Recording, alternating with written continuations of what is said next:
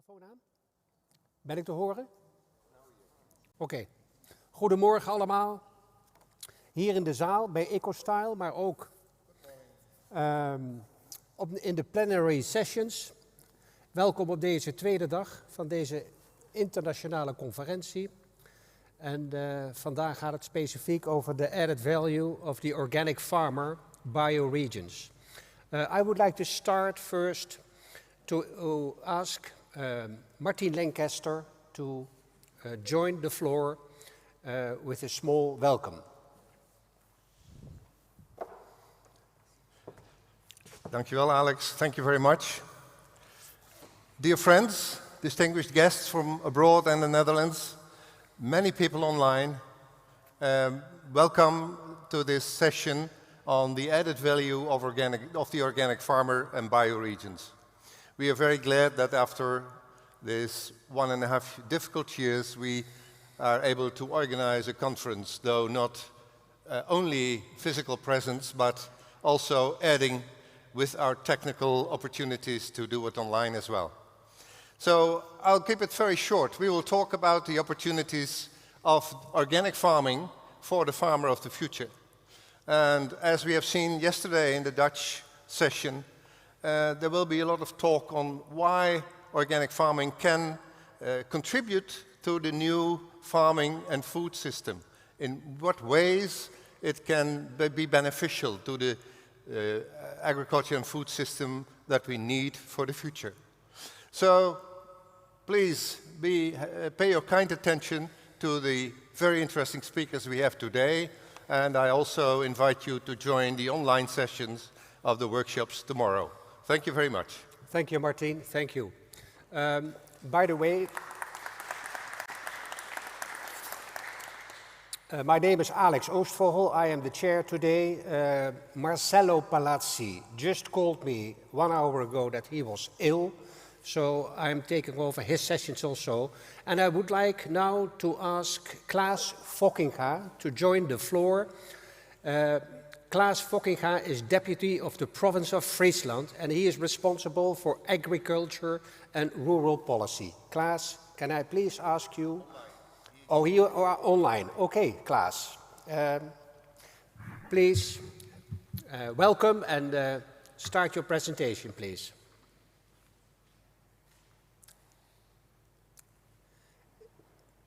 Is Klaas in? Ja, we see him on the screen. Jij kunt het scherm daarop zien. Ja.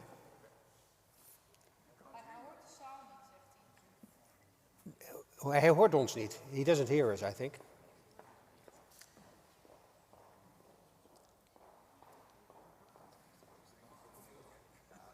Oké, dank u wel. Yeah, Klaas, can you hear us? Dear attendees, it is my pleasure to be the opening speaker at this international congress. In the Netherlands, the 3 northern provinces occupy an important position in the field of agriculture, and our national government has also experienced this. This recognition has been confirmed in 2019 with the awarding of the so-called Region Deal for Nature-Inclusive Agriculture. Within this Region Deal, farmers, residents, agricultural and nature organizations, but also knowledge institutions, civil society organizations, the provinces of Fryslân, Groningen and Drenthe, together with the central government, are working in 8 areas together on an agriculture that is in balance with the environment. Let's say a sustainable, nature-inclusive agriculture.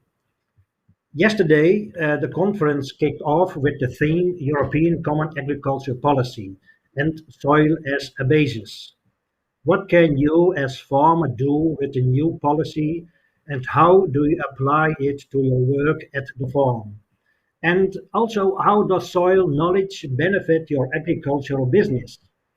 Questions that were discussed yesterday and that have helped farmers and policymakers to think and act further with regard to their plans for the future. Today and tomorrow, the international conference will focus on the opportunities that organic agriculture offers.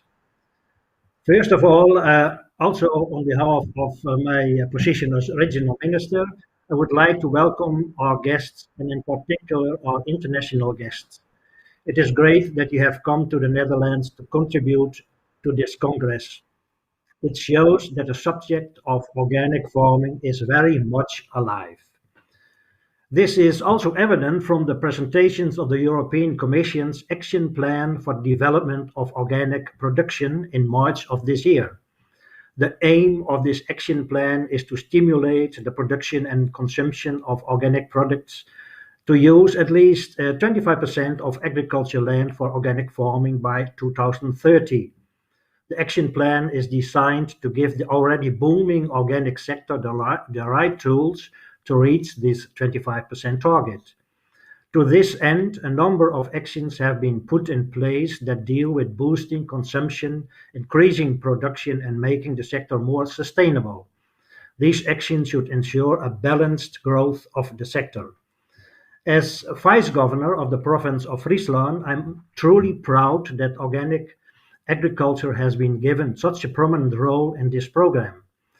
A form of agriculture that, among other things, strongly contributes to more biodiversity in organic agriculture. We have seen that the area of organic farmland has increased significantly in the last, let's say, 5 to 10 years. There are opportunities on the European market for further growth in the organic market share. And in addition, we want to contribute to further growth of the organic earning model in agriculture.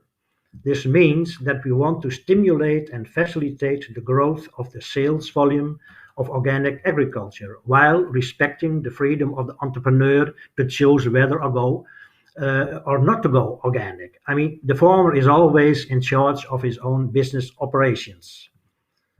In addition, despite the many disadvantages and the suffering that COVID virus has brought us, we also see a positive development in the context of COVID-19.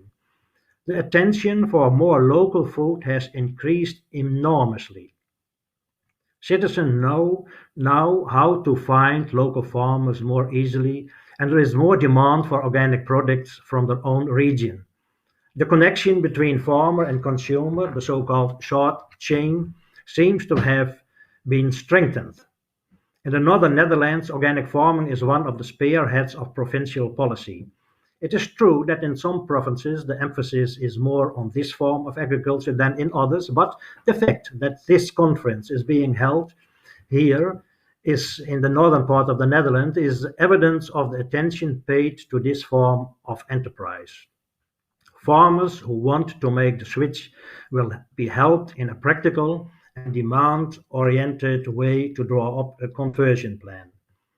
Besides demonstrating the importance of organic farming, increasing and spreading knowledge about organic farming is also very important. And this Congress, where the experiences from the project, the added value of the organic farmer are shared, certainly helps with that. Farmers who learn from each other and pick up certain methods which they can develop further on their own farms. In the various pilots where you will be informed about, practical and theoretical knowledge will be deployed jointly in order to achieve the intended results. Sharing knowledge is essential, and that is what is happening these days. I hope and expect that you can benefit from this. I wish you an instructive but certainly also an enjoyable Congress. Thank you.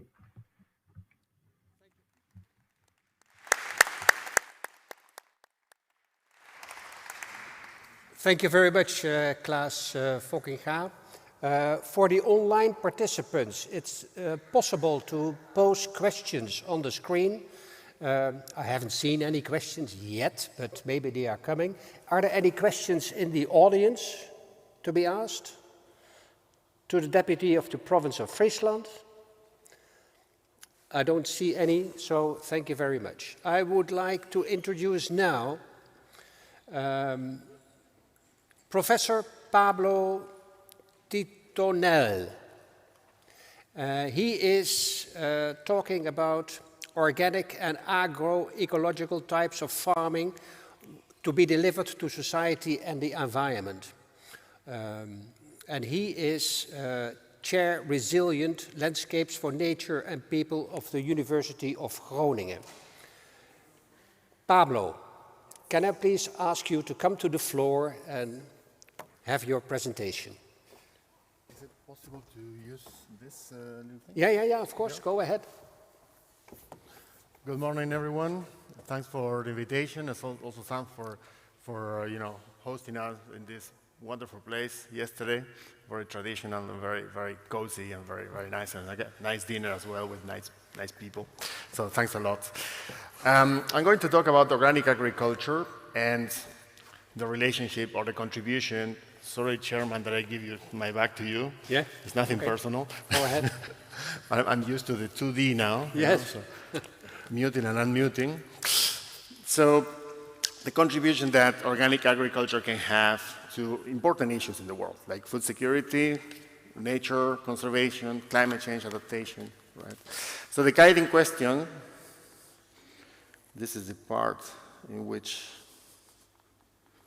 you know where I should... You need some assistance? I need to change my slides. I don't know where I should point.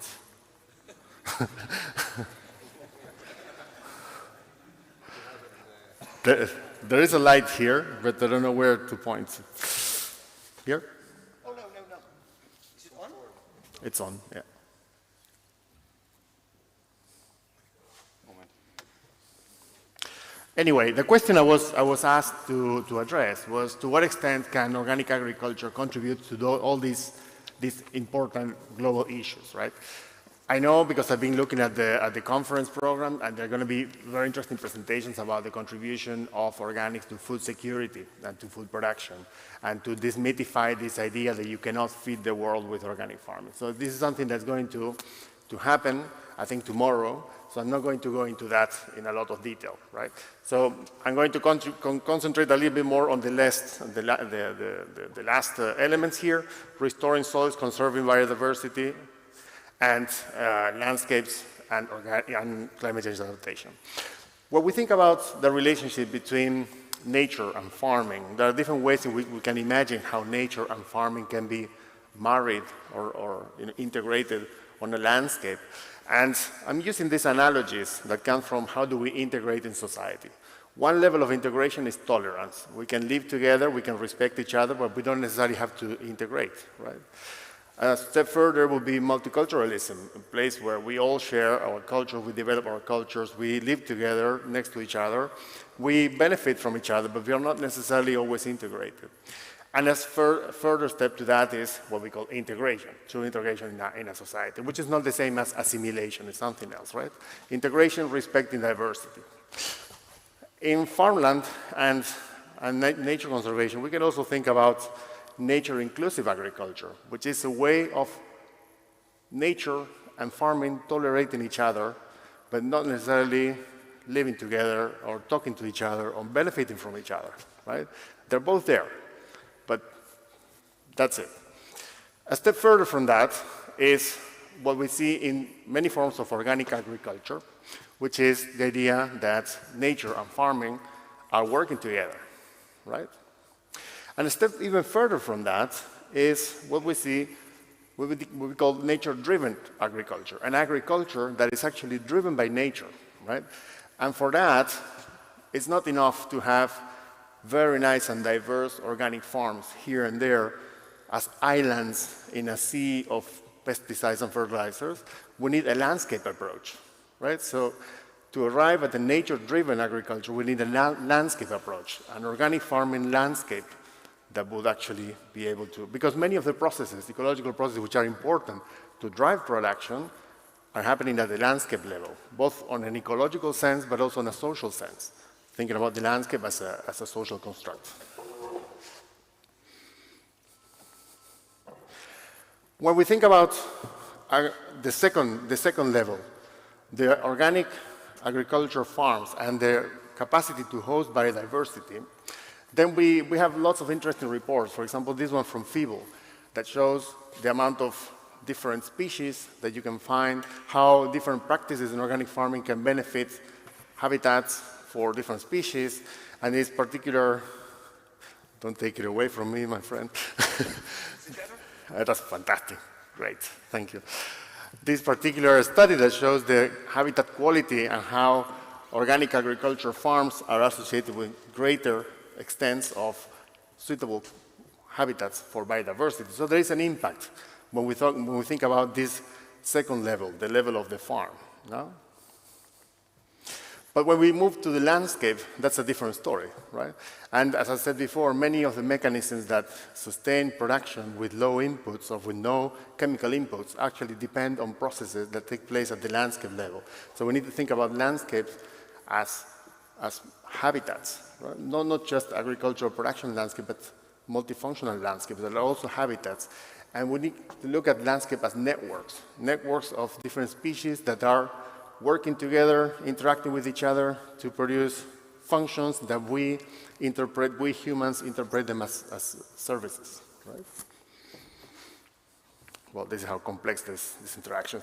For example, in this case, I promise not to use a lot of examples from Argentina, but that's where most of my work comes from.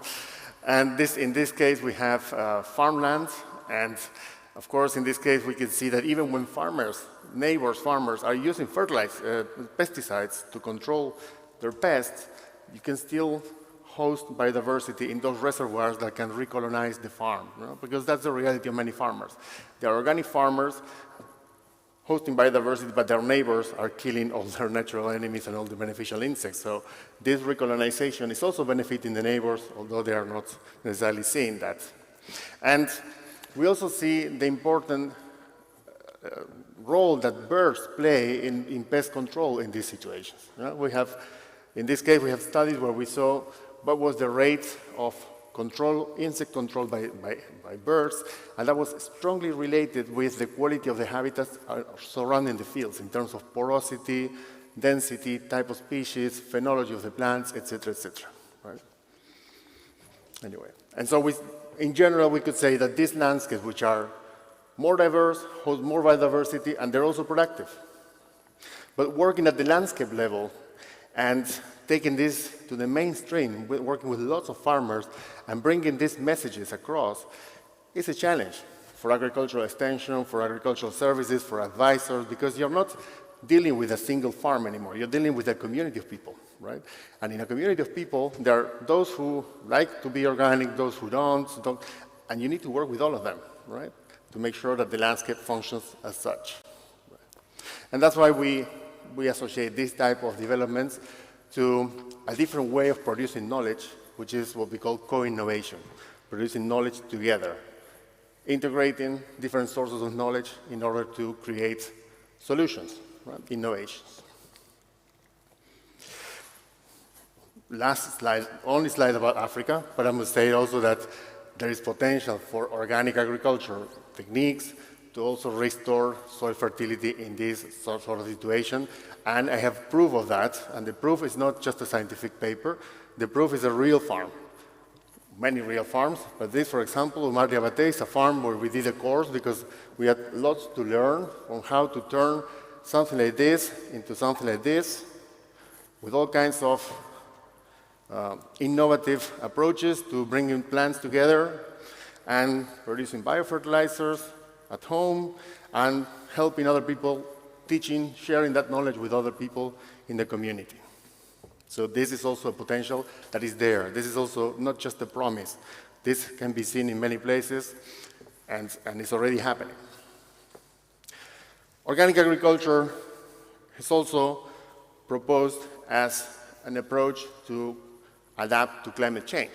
Because basically to adapt agriculture to climate change, beyond all the social mechanisms of resilience, when it comes to ecological mechanisms, it has a lot to do with soils, with improving soil capacity to store water, to hold biodiversity, and to provide ecosystem services. So this is an experiment that makes me very jealous, because it's an experiment for 100 years, right? Imagine that you go to your boss and say, I'm going to start an experiment for 100 years. That's fantastic. You know, it started in '93, and they test all kinds of things, and they compare all kinds of systems. The data are available. You can download it yourself from the website. And this is what we see. For example, when we compare tomato yields, this is not like in the Netherlands. This is field-grown tomatoes, right? They're not inside, and they're rotated. These are for cans, right? And they're rotated with maize or with other cereals, right? And what we see here is that in terms of yield, when we look at the long-term variability, we don't see a lot of differences. Actually, the yields, on average, are the same between different types of systems. But what changes here enormously is the second term of this equation, which is the variability, right? The yield variability. And of course, to be able to conclude this, we can't do an experiment of 1 or 2 years, because as you see, some of those years, there's no difference, right, between systems. You need a long window to be able to say which system is more stable and more adaptable to climate change. And of course, also because when you start with this system, you need to build soil life. You need to build soil biodiversity, and that takes time before you can really see differences between systems, right? Some years ago, together with colleagues from Walter Rosin, who may join us later on today, we did some literature review to try to find hard evidence on whether organic agriculture and agroecology can, with hard evidence, can actually improve the climatic performance of agriculture, right? So we came to 97 published references. We found 97 published references, but this morning I could not find the slide in English, imagine. So I had to put the one in Spanish. I'm sorry for this, right? I was trying hard, but the time was getting short.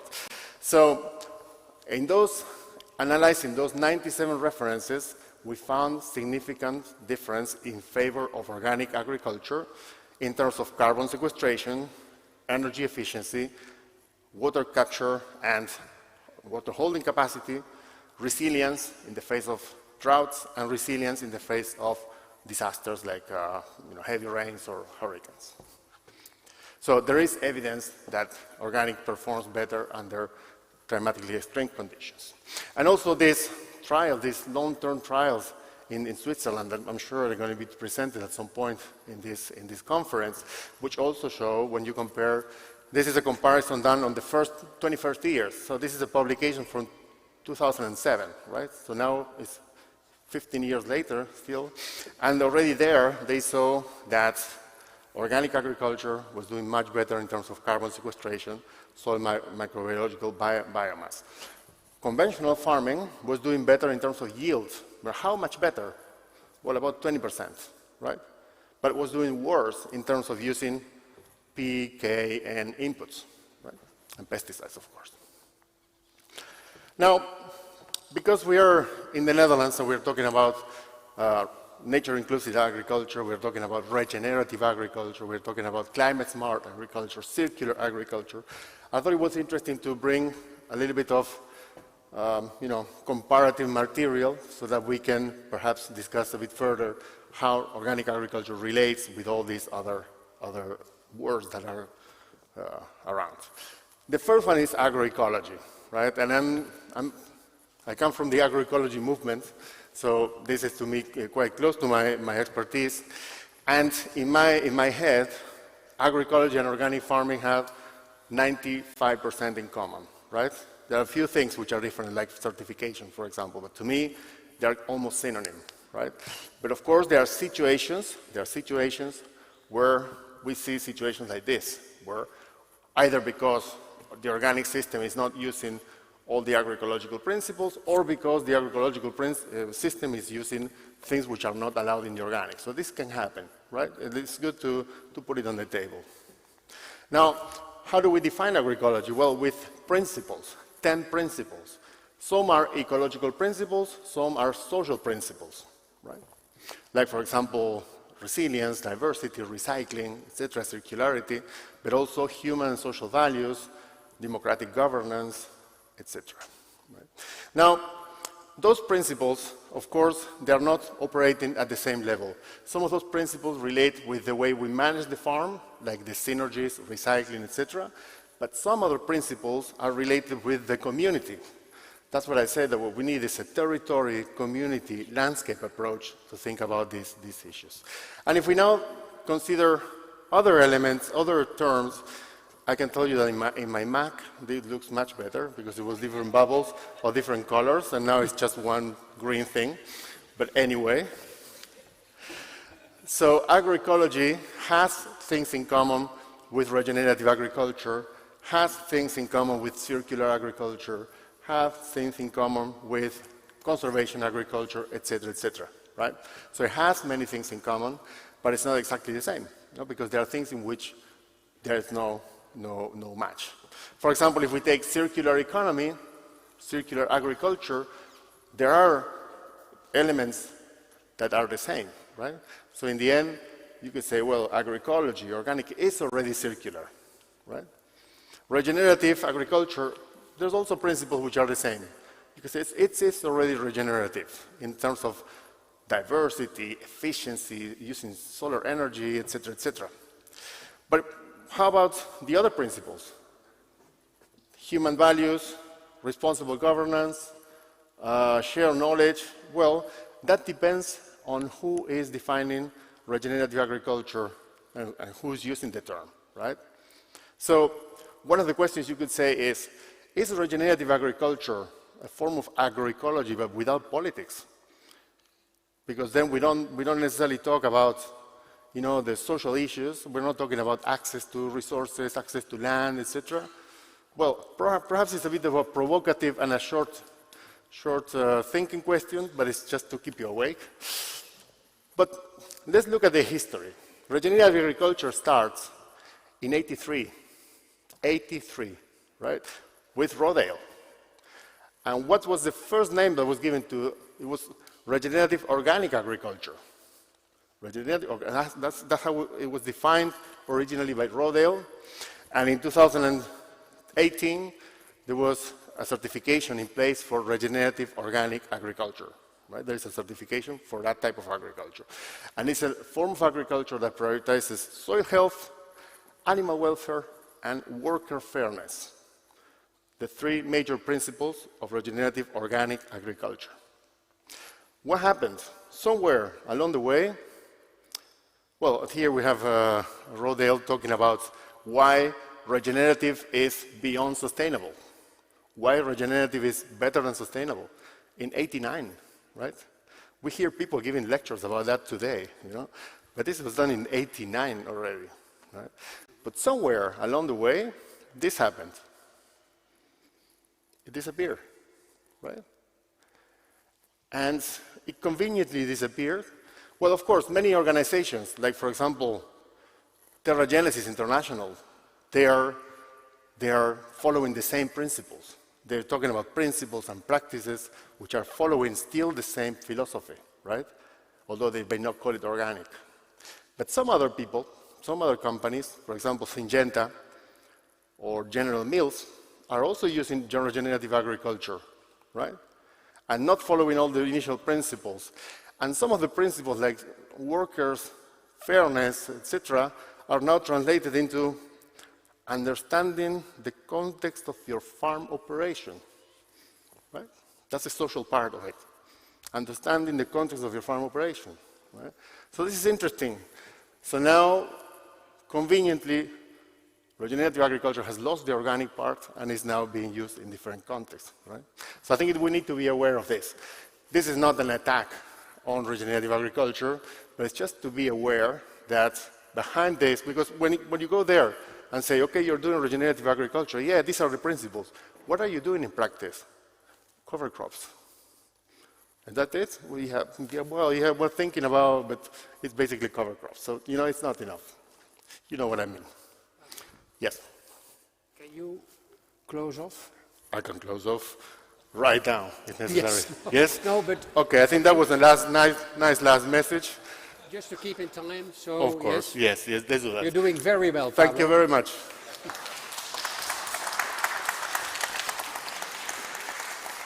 Thank you very much.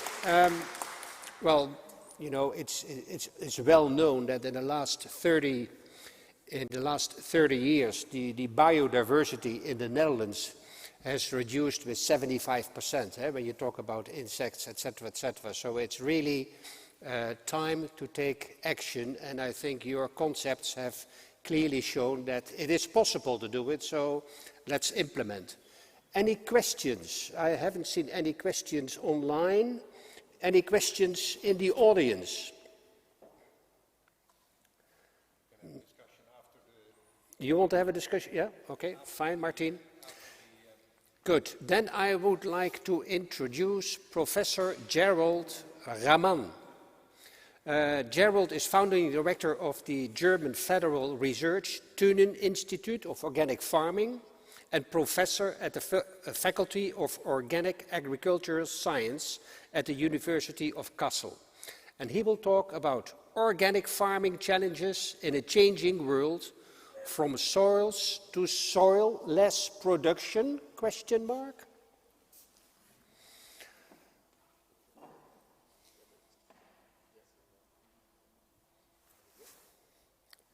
Welcome. Thanks, Alex. You're welcome. Does it work? No, Yes. not yet.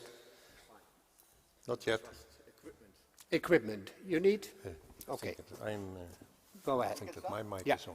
All right, you have a presenter here? It's My over mic here. is on and your mic is not on. It's not on. Is it on? No, my mic is on if I hear this. Doesn't matter, I will continue with that, what Pablo couldn't say. So now my micro is on now. I can hear it here from the speakers here. So thank you very much for the invitation. It's a big pleasure and honor for me to speaking here in Fryslân on an international conference. I'm grown up on a dairy farm in Fryslân in West Germany. It's a couple of kilometers away from here. And I'm happy as a Frisian, genetically since decades and generations, to working in Holstein, that is east of Hamburg, with Holstein Friesian cattle, organically, doing research. I think I'm the only man on the world who is working as a Friesian in Holstein with Holstein Friesian dairy cows to make them more sustainable, more animal welfare, and having good food production here. So when I was invited here for a speech today, it was in the international global context. And the context first, I said immediately to Darko, yes, of course I will do. I have read a very different story. I was abroad and I did it just on my mobile. And yesterday I identified, the topic is organic farming challenges in changing world from soil to soilless production. So I like it. So everyone who is listening to me since 30 years has to pass through this slide. Has not changed. I travel a lot throughout the world in my business duties, and I have seen thousands and thousands of farms in any agro-ecological conditions and from poverty to rich from any continent. And when you read this, it hasn't really changed in the last 30 years. So that's nothing new about it. So who have listened already to me, they have already seen this slide. So, and I'm really aware about that we as farmers or as scientists supporting farming, we should never forget that we produce food for people, affordable, healthy, and enough. And this is not clear for everyone on the earth. So in this context, of course, it must be done sustainable in a competition for economics with changing habits. And as a farmer, very often the habits changed in cities are really challenging us. So this is what you have passed through. It's just a repeating of that, what I do since 30 years. So when I'm speaking here as a scientist, I define always a scientist can have three positions. The standard positions of ordinary scientists, staying behind the farmer. You see it on the left or your right screen, I cannot see it here. You stay behind farmers and observe them, monitoring what they do, where they go, and doing statistics. Economics are the basis for this. I'm economist, so I can say about this. So they're only telling stories about history, what farmers have done.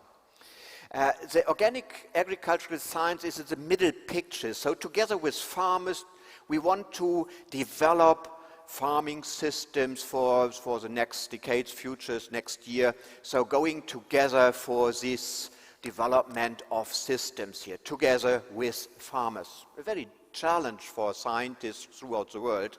Usually they see, we are the experts, you are stupid, follow my recommendations and you are clever. And, but vice versa, it's very often more the case. But today, I hopefully, Darko, I'm correct here, I'm invited to have a little bit more provocative approach. And that is the right picture here. Ahead of farming. So inspire them, provoking them a little bit, open mind, and probably to give suggestions where to go, but not deciding where to go. Farmers have to do it on their own, societies have to do it on their own, but at least take it as it is. Now, with online shows, it's always nice. I can say you through with eggs and with tomatoes, it doesn't disturb, only destroys your computer. But today, please not here. It's the first speak I'd held here since 2 years, and I have really to train for that. So keep me in time. I'm not horrified if you You're stop doing me. well. You can try to stop me. Let's see if it's possible.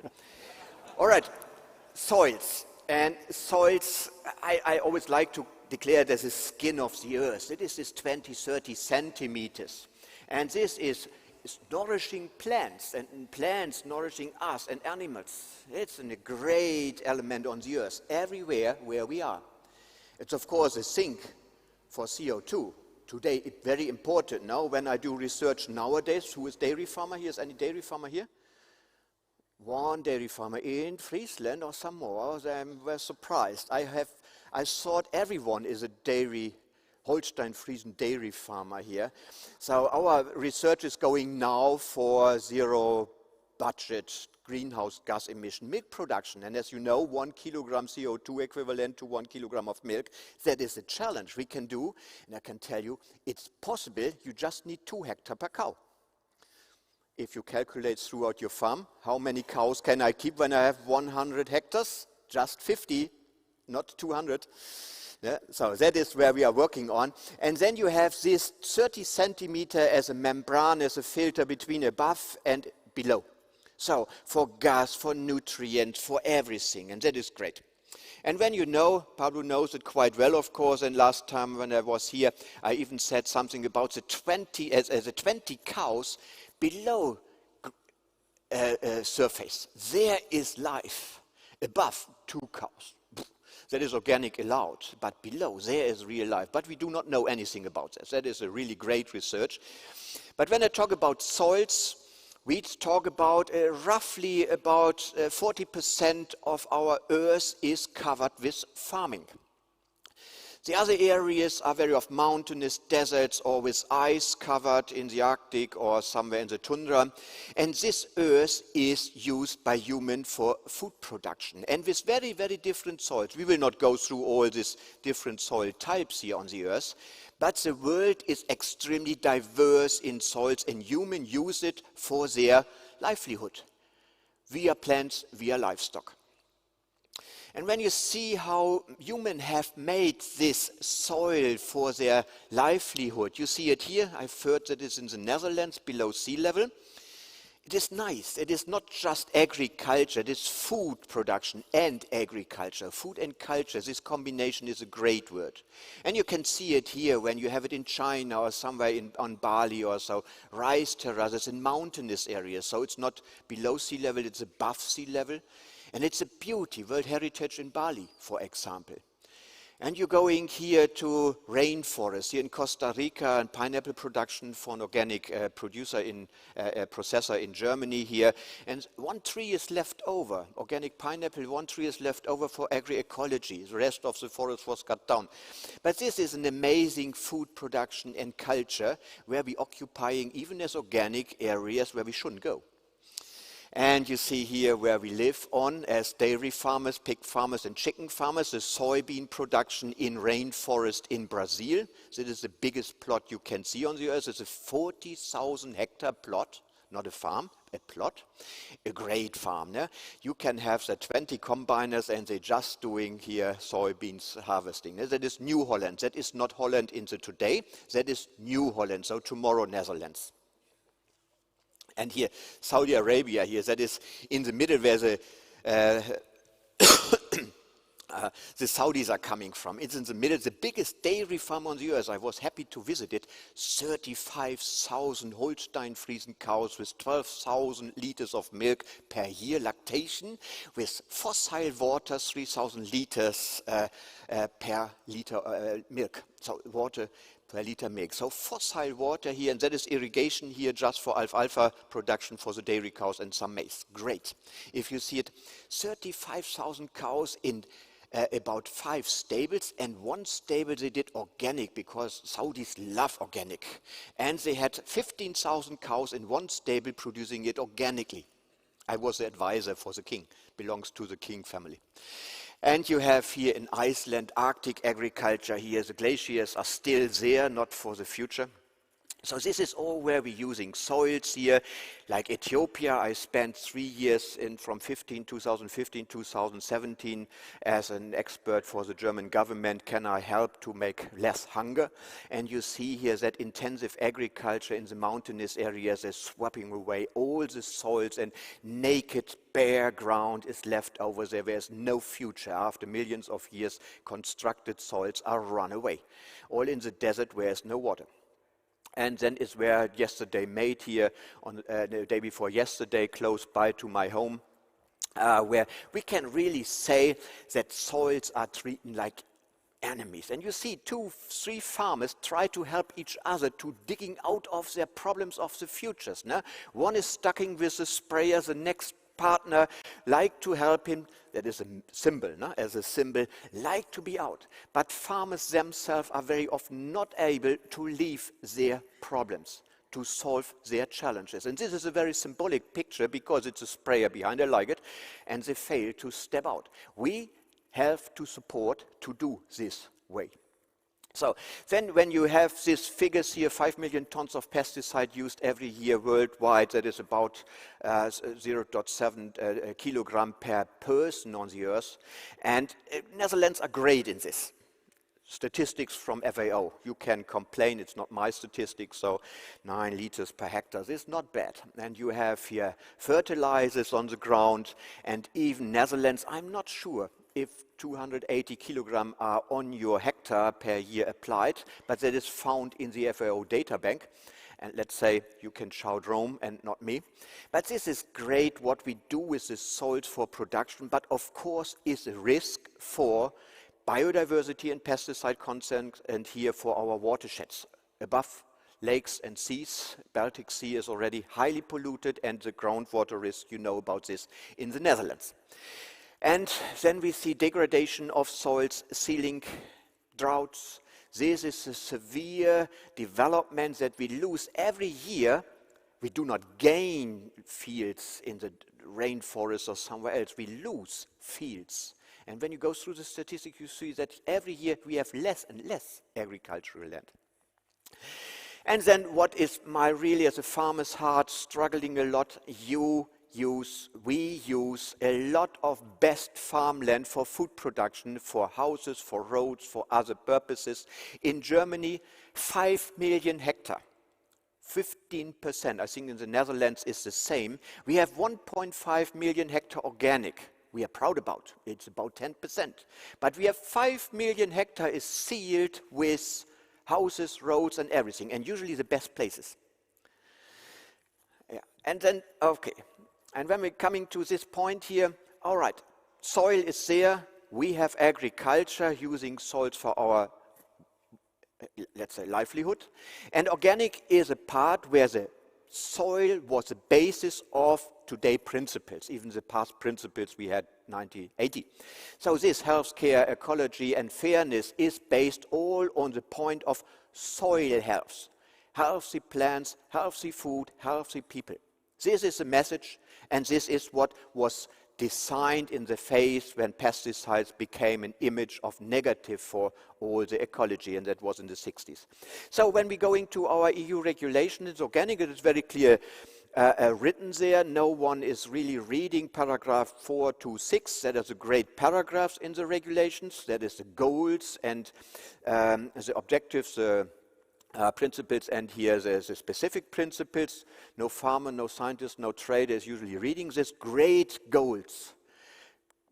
be sound in environment, doing good farming, and it's nothing to do with the regulation what we have. But it's very clear, nourishing of plants primarily through the soil ecosystem. That is written there. And then we can see healthy plants, we have healthy soils, healthy food, and healthy ecology. So, story is done, I can go home. And then we see here that this is a discussion soilless. So when we have soilless here, EU regulation clearly says soilless production of plants is not possible. You can do probably fish cultivation in aquaponics, that you can use fish as an organic certified. And IFOAM, I was part of the IFOAM World Board for 7 years, so we did recommendations. Yes, we should keep plants on the soil because we do not know what soils all deliver to plants or what is the ingredients. We are not clever enough to design it in soilless production systems. So this is the story behind, and I can say, yes, experiment Biosphere 2 in the 90s done in the US. Can we do it artificially like soilless production? It failed, so they had to leave this habitat. Was an experiment, can the man live and the women live without the environment? And the result was no. So organic is covering this, and we can say organic lives from soil and we have to keep it healthy, and that is a point. But it's from my office yesterday when I made the presentation here, but that is our role, that is a provocative issue here. No, we have an Earth who is changing. And when you see here this table, and you see 6 red circles here, and you see that in Africa, in the year 2100, that is a circle here, the down, where you see 458, that is the space per person usable for agriculture, for livelihood. That is 25% or less than 25% of that what Africa has today for one person available. So that means that it's extreme scarce what you have as livelihood for one person. And when I see already the conditions in Africa, I can't imagine when there will be 4 times more people living with still a decreasing of soil fertility. How shall we do that? They do not have money like the Netherlands, who have the same amount of square meters in 2100, but you can buy all your food outside, or the feed from South America or somewhere else. So this is really worrying me. Then you see there, soils is hunger. If you see here from Ethiopia, a hungry man with a hungry cow is hungry, plowing in hungry soils for livelihood. And in Ethiopia, I was responsible for ordinary farming systems, 1 hectare, 6 people. In the future, 20 people living from 1 hectare. I don't know how this will be possible when you have no alternatives. And you see here in Uganda is a very fertile tropical condition here. We have an experimental facilities there in an organic knowledge hub, what we have launched in the East African style, that this is a area where you see 460 square meter. This is a space you can really see on this picture where one person has to live for. And with the today production competence in Africa, you can produce maximum of 30% of your food needs. If you would do global average yields, you would be able to do 60 to 70%. So there's still a gap of 30% of food for every person in Africa, or in the future it would mean 1 billion people who have no food, even when they would have the average world yields we have for maize or for soy or for wheat or something like this. This is worrying me, and that is humanity, and that is nothing about only birds and plants, wilderness. It is about humans. Coming to this, hydroponics, yes, hydroponics, yeah, that is the image. Netherlands, the picture is here from the Netherlands. You invented it, you are extremely good in all agriculture. I was always envious when I looked over the border as a German farmer scientist. All what you do here is extremely great. And this is one part of your history here. No? And then we see here organic in hydroponics, because the US is still allowing hydroponics. It's not banned like in the EU. You can produce here, for example, herbs, organic herbs, hydroponically produced on your households here with all the ingredients you need. And this is from this year, no, after 6 years of discussion, that the hydroponic discussion is not done yet. And good stories behind. 5 minutes, I'm fine with that. I'm happy with aquaponics. So hydroponics is clear. Roots are in water, and plants usually would like to stay on soils if they are land-growing plants. No? But aquaponics are great examples, but difficult to certify it organically. But why? Of course, these plants with the roots, they grow in water as well. But in the water you find fish, and the fish is eatable. And if you see the whole cycling, this is innovation where I would really be happy to have it as a part of organic, and not what Pablo has said, that regenerative agriculture is taken over by others, like our renewable energy system and everything. And when I'm coming to plants growing here in water, like water fern or duckweed, there are sources for high protein content for feed, better than you have it in the jungle and you cut down the trees and making soybeans there. Or you have photobioreactors, absolutely soilless. There are algiums here. We're doing a big experiment here for food production for Africa. Here in these reactors you see here in the bottom of the left side, there is algium production, 4,000 times more production per hectare compared to ordinary organic farming. Mainly in protein. And you see it in China and in Korea here already, a big staple foods there, eating algiums here. And this should be organic, and that is soilless production.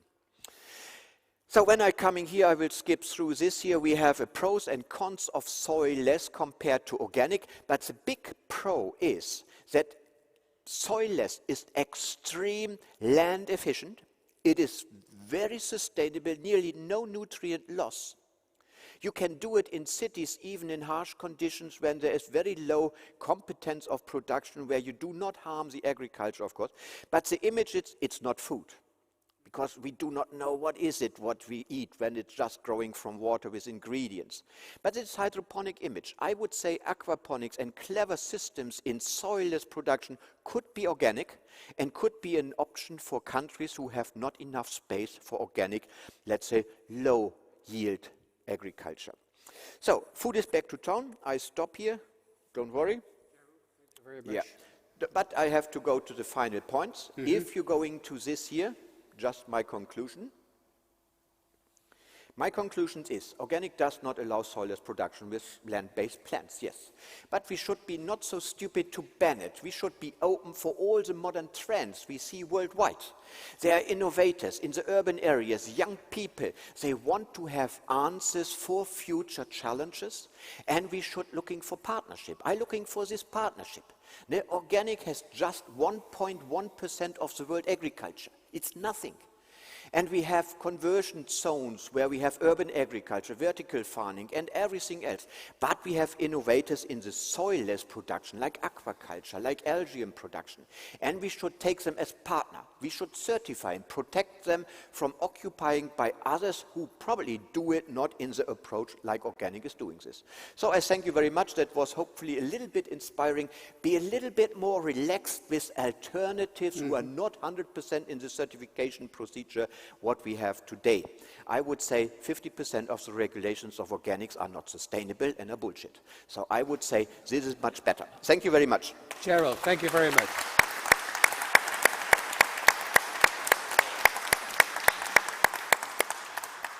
Thank you very much for your very interesting presentation. And no, Gerold, I heard that, when you look at the population, the growing population, in 2100, we expect 4 billion more people. 83% is coming out of Africa. So scarcity is really a huge issue. I was working 10 years abroad, mainly in Africa, and I must really see we should not forget that Africa is our challenge in the future. So when we have 9 to 11 billion people in 2100, they will shift from Asia to Africa, from now 1.2 billion up to 4 to 5 billion people. When I came back after 3 years to my institute, many babies were born. I do not know what my scientists have done while I was abroad. But many babies were born. I said, I need solution for the future for them, because when they are old, they have a conditions where in Africa you have 4 to 5 to 6 billion people. Nigeria, nowadays 200 million inhabitants, will have 1 billion. Lagos will be the biggest city with 90 million people. I do not know what I would do, but I would know that all the right wings people who are against migration would be the first when they would grown up and born there. They would be the first to come up to Europe. We must help them to give a livelihood, what is sustainable and enough and affordable. Let's keep this for the discussion, Gerold. Very interesting. May I ask now Darko Znaor to come to the stage and talk about the environmental, economic and health consequences of scaling up organic farming. He has done a lot of studies. He is a very important part of Avalon, and he has done many projects. So Darko, the floor is yours. Thank you, Mr. Chairman. Good morning, everyone here in the auditorium, and also all colleagues and friends that are online with us. Could I get my presentation on the screen, please? Yeah. Okay. So my presentation is supposed to be a sort of bridge between these two previous great presentations, very inspiring and provoking in a way, and the session that follows, which will deal mostly with how to upscale organic farming. So before going to the question how we do that, I would also like to provide some additional and background information related to it.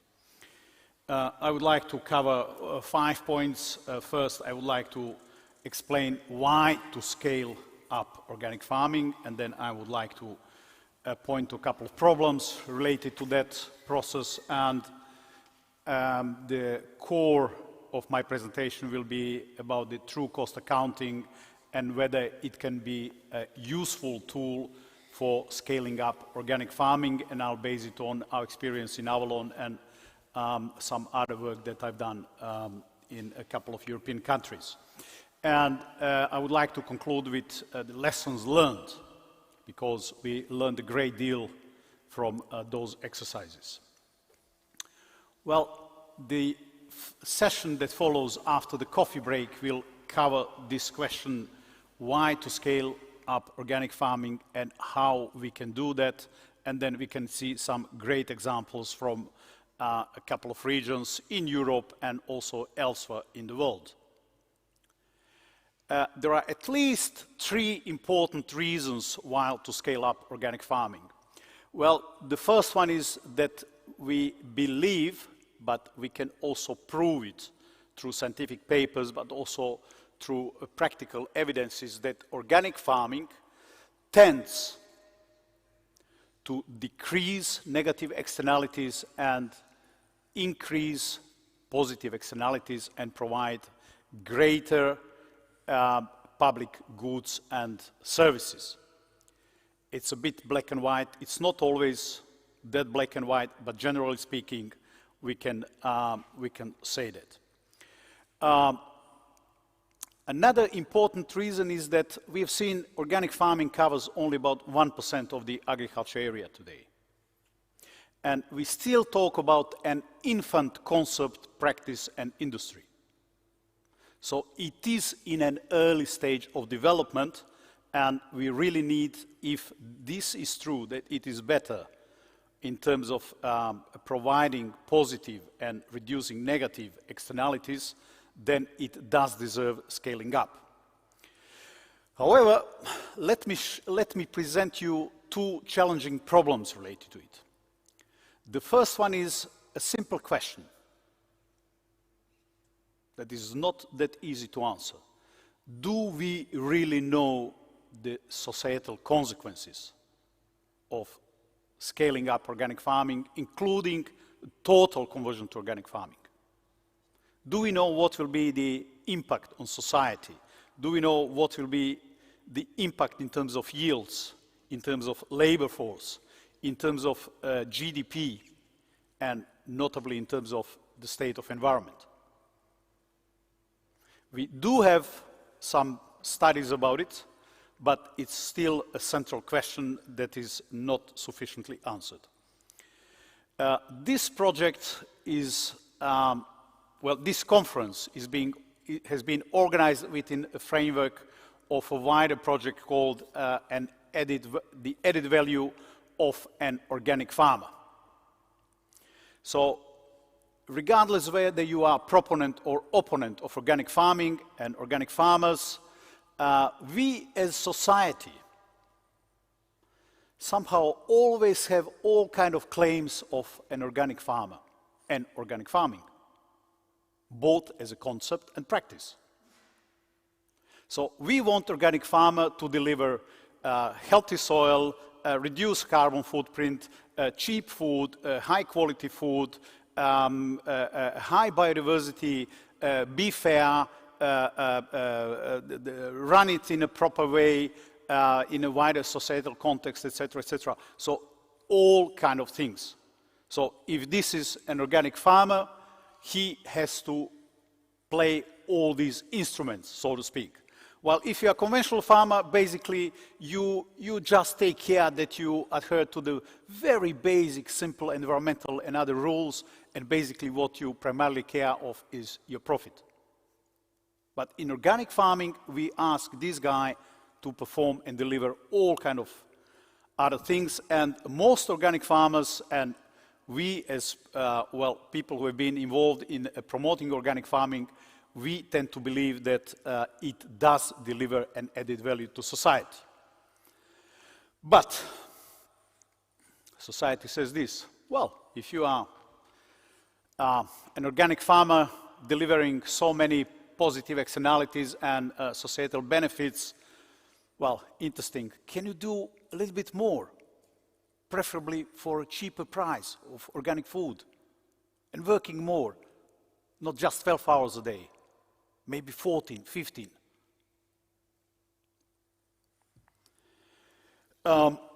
That's the first problem. The second problem is that even when organic farmers, like any other farmers in the world, when they work very hard, they can barely live from their honest work. Largely because, when it comes to organic farming, it is largely because of the market failure. Market is imperfect. It does not internalize externalities, be it negative or positive. So all kind of particularly negative externalities are not included in the price. Let me give you an example. So a lot of farmers in Europe, including the Netherlands, use urea, mineral fertilizer. Just a portion of nitrogen that is applied onto the soil will be absorbed by plants. A great portion will be lost into the air and also into water, causing environmental problems there. So there is a very interesting study done at the EU level showing that basically the hidden costs of fertilizers, societal costs, so both environmental and other societal costs of European nitrogen fertilizers are double than what those nitrogen fertilizers add to the income of EU farmers. Incredible. This is an example from my home country, Croatia. When you see a train, a cargo train in Croatia, every 8 wagon, 1 out of 8, carries either mineral fertilizers or raw phosphates required for the production of mineral fertilizers. 1 out of 8. And of course, that load destroys rail infrastructure. And we as a society have to maintain it and pay it. And the portion that that can be ascribed to mineral fertilizers is about 25 million euro per year for a small country like Croatia, and it's relatively a small agriculture sector. It's quite some money. Let me show you a very interesting example from the Netherlands. This figure is not so well known, although I find it really very interesting. It's a figure published in 2018 by the Netherlands Environmental Assessment Agency, PBL. It is the governmental think tank and organization dealing with environment. What they found out that when they monetize, when they convert environmental damage in the Netherlands into monetary terms, then agriculture comes as the second most important sector, right after transport. And what you see here is that a lot of that damage has been made to the air.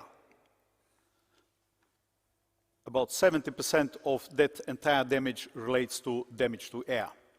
And the environmental damage caused by Dutch agriculture equals to nearly 2/3 of gross value added generated by Dutch agriculture, which is, depending on the year, roughly between 10 and 12 billion euros. So it's enormous. At one hand, you have an enormous gross value added, but at the same time, you have an enormous hidden environmental damage. And mind you, there is no biodiversity loss here. This is just damage to soil, water, air, and climate. Very interesting. Now, well, we've done a couple of studies in different countries trying to assess environmental and economic consequences of total conversion to organic farming. I've done it in, well, for the northern Netherlands, for Wallonian part of Belgium. It was commissioned by the Wallonian Minister of Environment. Then we run very early studies in Bulgaria, Hungary, and Romania.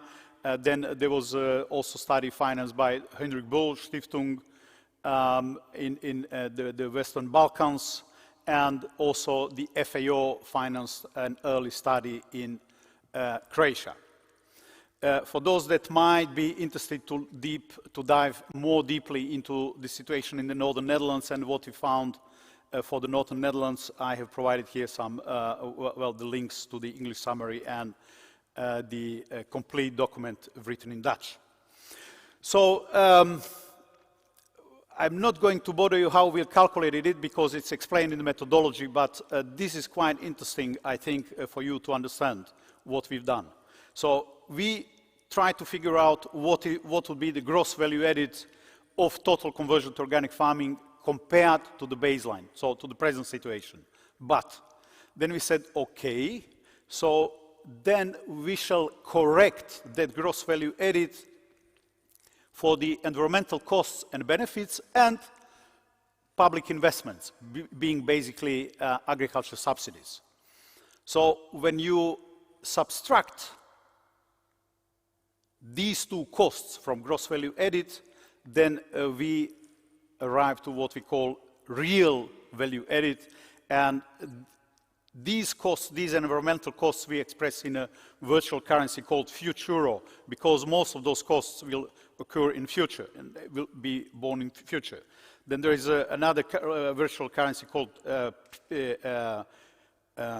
Maturo, which is maatschappelijke euro, so it's a social euro, so to speak. And then the most important currency for us is Puro. It's purified euro. It's a euro that has been purified from these hidden costs. So that's how we do it.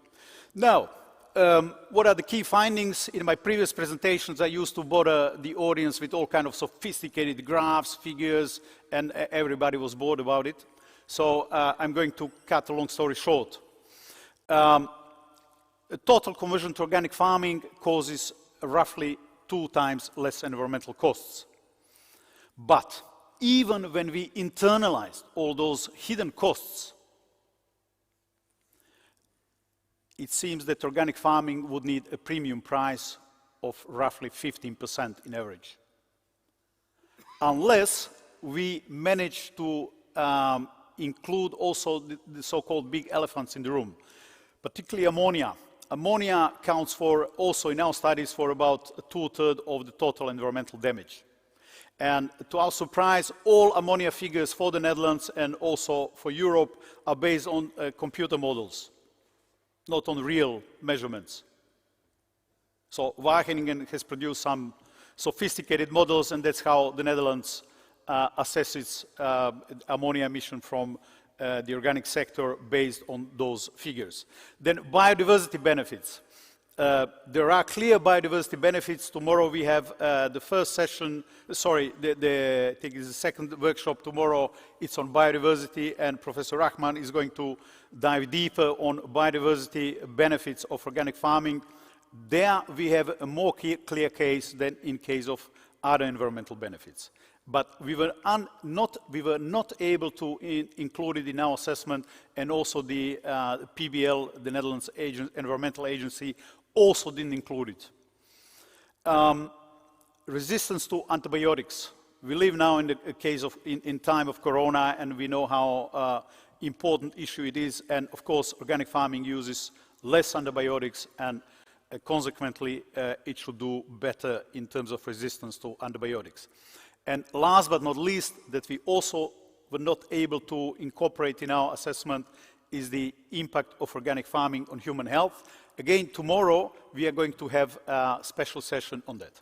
Now, an added value of organic farmer, and then an added value of an organic researcher. Well, I've done all these studies, and I hope that policymakers and the rest of society will say, well, great, you've done an excellent job, tomorrow we are all going to convert. Well, unfortunately, or fortunately, it did not happen. Because the society says this, well, okay, great work, but your facts and figures do not move us. So now in Avalon, we've been working on the next stage and next steps, and I will conclude my presentation with what we think and what we concluded and what we learned from these great exercises. Well, first of all, it is not, as I said, facts and figures that move people, it is passion. It is feeling of being part of a process. So it is belonging, shared ownership, or at least co-shared ownership of the process. Beauty and simplicity. You wouldn't believe how long are my Excel sheets. 5 meters probably. And this thing is so complicated, so complex, because people come to me and say, well, did you include this and that, and downstream sectors and upstream sectors and waste issues, data issues. It's already complicated, my friends, enough. And it's a great challenge how to make it simple and how to make it more beautiful and how to make it more playful. Therefore, one of the things that we've been busy in Avalon with is to create serious games. Together with the university here in the Netherlands, we are going to try to develop serious games for, as an advocacy tool for converting and upscaling organic farming. Professor Rahmann had a great photo with a scientist, in this case himself, in the front of the crowd, so to speak. Because one of the problems in today's society is, in general, and particularly also in the organic sector, that we lack charismatic leaders. Because there are some great pioneers here in the auditorium, and I'm quite sure online and elsewhere, but the next generation needs to pick it up. And all that is moved by love. And that's what we do with passion and love. And these are the last 3 questions that I would like also to pose for the future discussions, not only here but in general. So, do we really know the societal consequences of total conversion to organic farming, can we take responsibility for it? Well, the Old Boys Network here and elsewhere, we think that, well, we've been preaching it already for decades, we know everything about it, but do we really know? And do we also really know how to assess it in a comprehensive manner? And can we take responsibility for it? At the same time, the third question is, well, if organic farming is not the solution, and it is not always the universal solution, but can we afford not going 100% organic or upscaling organic? That's another question. Thank you very much for your attention. Thank you, Darko.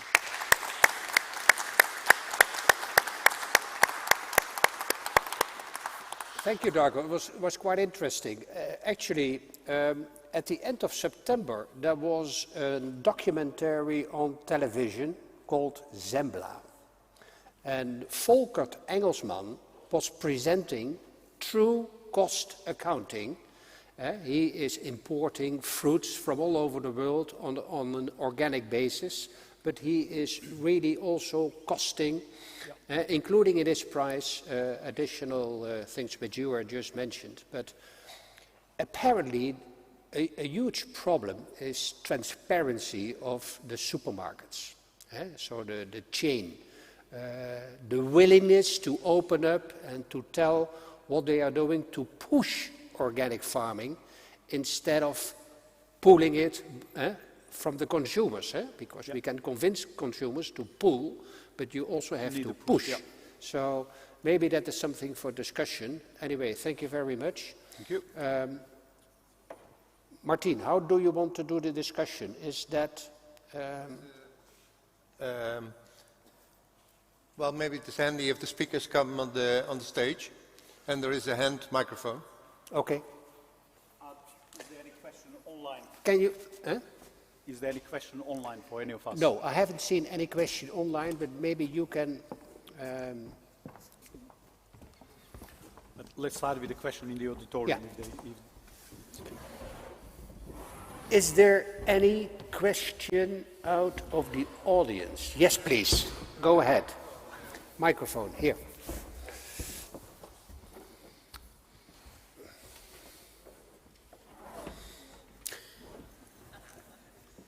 Yeah, hello, good morning, Bernard Gaia. Well, actually I have a big problem. After these three inspiring, thought-provocative presentations, I have many questions. I have an observation, or I would like to, I choose one, Gary, for you. You were arguing for aquaponics. And yes, there is potential, but I just want to point out there is a kind of aquaponic system that combines fish and water and soil. I've seen in Switzerland a huge greenhouse, 1 hectare of papayas, soil-based, fertilized, irrigated with fish pond water, fertilized with excrements of the fish, etc. So there is a combination possible. And vertical farming, I would also buy in as a solution, because it can be soil-based. It doesn't have to be hydroponic. If you saw the rice terraces, by the way, this is a good example, what you can do, still soil-based. And, but I want to alert, and this is my final comment, the issue we have in the US, where organic has to compete with hydroponic, so-called organic, is devastating for the farmers, because they cannot meet the price, they cannot win the price battle. And it's $1 billion business, is the berry business on hydroponics. And it's not only the US, I hear from Australia these days that there's also a very serious attempt from the business sector to change the regulation and have hydroponics included. So we have to be very alerted. And for me, hydroponics has no place if it's soil-based plants. If it's water plants, you're right again. So it was really provocative and good, but there's even more to it, I think.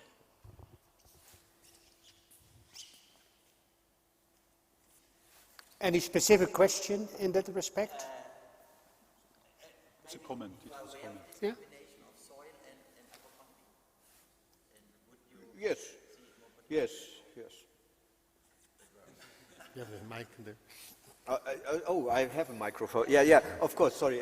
No, what I made with my last slide was we should take them as like-minded entrepreneurs who going innovative, really sustainable food system in any urban agricultural style, soilless, and doing discussion together, how can it be fitting into the organic principles and standards, probably not the standards, but principles. And I'm very clear that there is a lot of option possible that we can find a joint understanding what could be even organically certified without losing our principles, but not to keep them immediately as an enemy.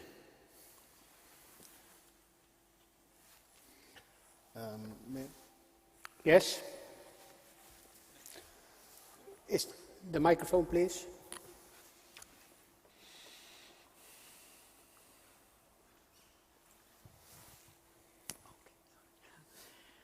I'm Jana van der Meer. I live on an organic farm, a dairy farm, and we are organic now for 6 years. And we go a little bit beyond organic because we saw that the less we interfere with the nature, with our pastures, with everything that's growing, and the better biodiversity is restoring itself. But of course, the less you do to increase production, the less production you get, of course. I mean, we have cows, and my husband is saying they are now producing milk like goats because production is going down. But if you look to our fields, they are really benefiting from this situation. So if you look to the future and you need to produce the food, like we heard also for very much increasing human population, do you do research like about this dilemma that we experience almost every day? That within the organic agriculture, you can make so many choices, and it's always the best choice for the nature is always, in our experience, the choice for less production, and yeah, that is a dilemma. Are you also struggling with that same dilemma? Is my question. You want to ask this question too? I don't know. Okay. Is anyone of you willing to answer this question? Maybe I can answer. Yeah? I'm not sure if I can answer because that's a dilemma that we also face, right? And we normally call them trade-offs, no? Because you want to have a multifunctional system, and in those multifunctions there is food production, there is also nature conservation, there is all kinds of things. And of course, we need to decide how do we define and we measure production per hour worked or per unit of land or how. And we also need to define the context, because in some contexts there is no trade-off. There is actually a synergy. For example, if we think about all these degraded soils in Africa, increasing diversity there also increases production. Right? And that's why I think it's important, this discussion about soilless or not, but we also have 25% up to 30% of the soils in the world are severely degraded. If we restore those soils, we gain 25% more land for agriculture, right? And we sink a lot of carbon from the air to restore those soils. So I think that's a synergy, where we don't see that trade-off necessary. And I think that's a huge potential. And I also I welcome your warning about Africa, but I also think that Africa is a very innovative country, the region of the world where a lot of positive things are also happening. I think it's important to realize it, because those poor soils are the results of poverty. It's not that the poor soil causes poverty, it's the poverty that causes poor yields and poor soils. So there are more structural things, and that's why we need politics into agroecology as well. Thank you. There is a question, sorry? Hello? Yeah? Martien. Werkt ie? Okay. I just would like to add a remark that tomorrow, the third workshop, will deal exclusively with this subject, Can Organic Farming Feed the World? Tomorrow online, 2 o'clock. Okay, I see one hand raising, but 1 second please. There was one question coming up online, and that is from Jetske Hoogland. She is thanking the presenters for their presentation, and she was wondering how the speakers see the role of education and how they can stimulate students to be even interested in these topics. So education for the new generation, the next generation, is very important to make them aware of the problems and the challenges. Do you have, one of you, specific views on that? Go ahead, yeah? Yeah? So we are professors first, and second, we are advisors for the governments in Germany, and I'm very happy that the younger generation is really aware about the challenges in the belly and in the brain. And so I do not fear that we have enough understanding about the need of change, and we do it positively. So more veggie, vegan style, having more sustainable lifestyle is a trend, and a positive trend. Is not avoiding things or hindering things, and I'm very happy about it. But education is extremely important. What I'm missing is that the education must start in the kindergarten and the primary school, and there we don't do enough. Okay. So when they become elders or middle or high school or universities, things are done.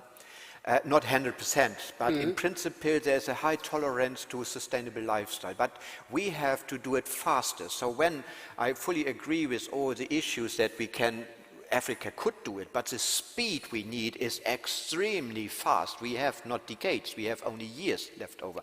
And so that we need much faster change in lifestyle, and we have to start with the young children now. There is a lot of deficit yet.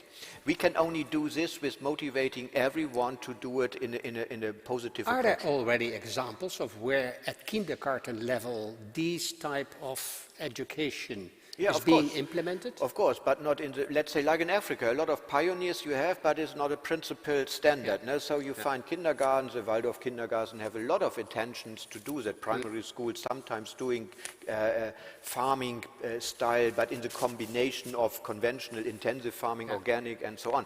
So, but I would say it's not enough. We need a faster development going sustainable in any part on the earth, and we should help more in any country on the earth where we do help, going more for the young and not for the elder and not for the politicians who are profiteers of the system very often.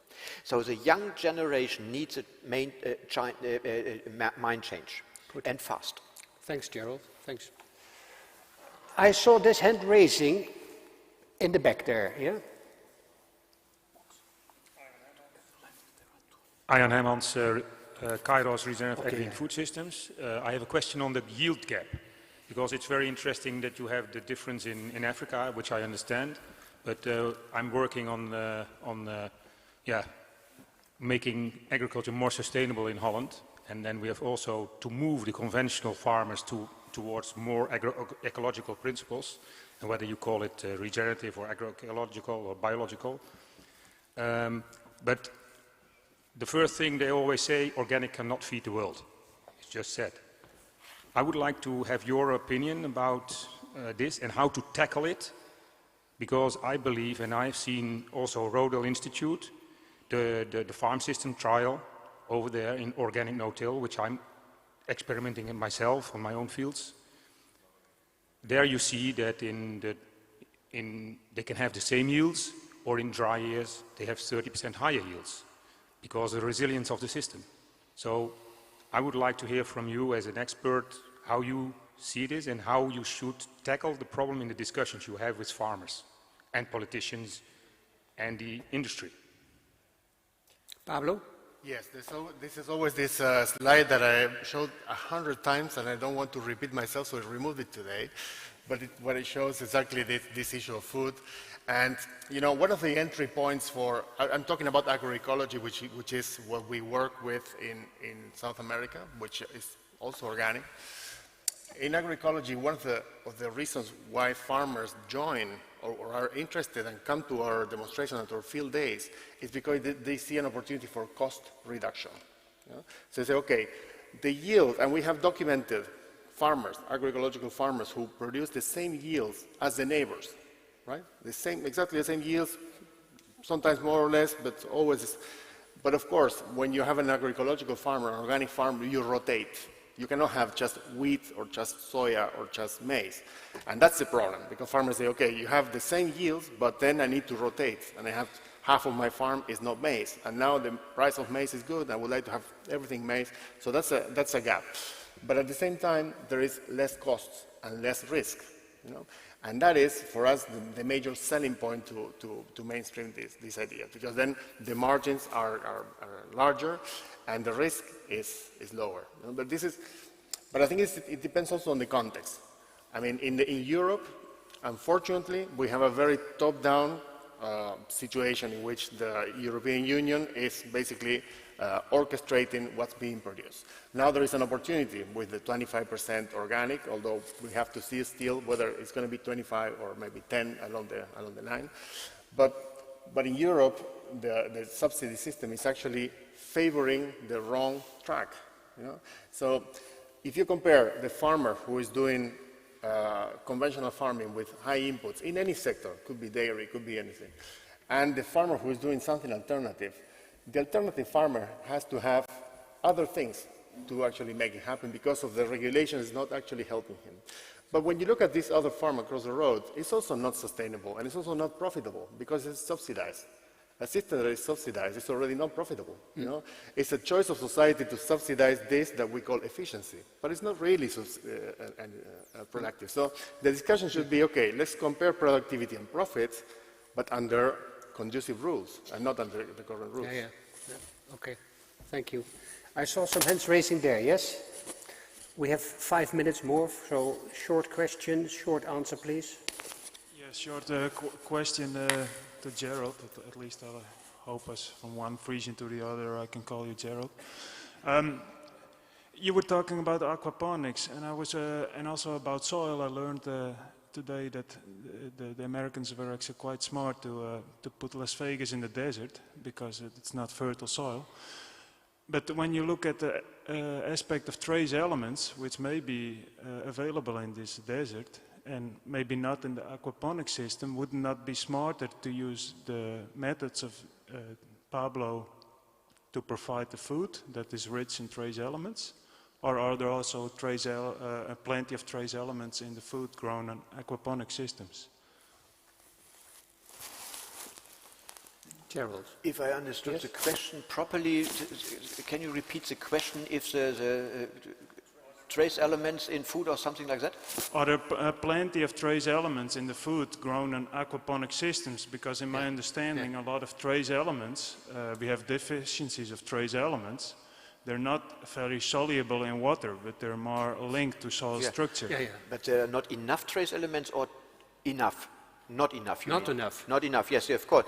So when we talk about aquaponics or soilless soil, it's very often is 100%, 0%. So of course, a full nutrition means soil-based plus soil-less. So if you have aquaponics, for example, you have fish inside, you have, for example, some water-bound plants inside, or you have even probably garbage production there. So the combination must have a rich human diet in the combination. And I would never say 100% aquaponics is fulfilling your demands. But if you have limitations on land or you're living somewhere where you have deficits, then it could be an option to add it to your diet. But we should be very clear that nutrition is not known yet so far that we can really design it artificially 100%. Impossible. It is just an add-on to your normal diet. Of course, when you would only eat aquaponic style, then you would have a deficit. Okay, thank you, Gerold. I saw one question there. Yes, please. That is the last question. I'm sorry. Otherwise, we're really running out of time. But you have the possibility during coffee break. Yeah. So. My name is Rolf Havinga. I'm an agricultural ecological advisor. I have good news for the lady, the dairy lady here. There's a farmer, an organic farmer, dairy farmer in Sint-Anna parochie who milks 12,000 liters per cow annually. Yeah, on 15 hectares with 30 cows. So, and he's really biodiverse. But that's maybe a question I'd like to have answered.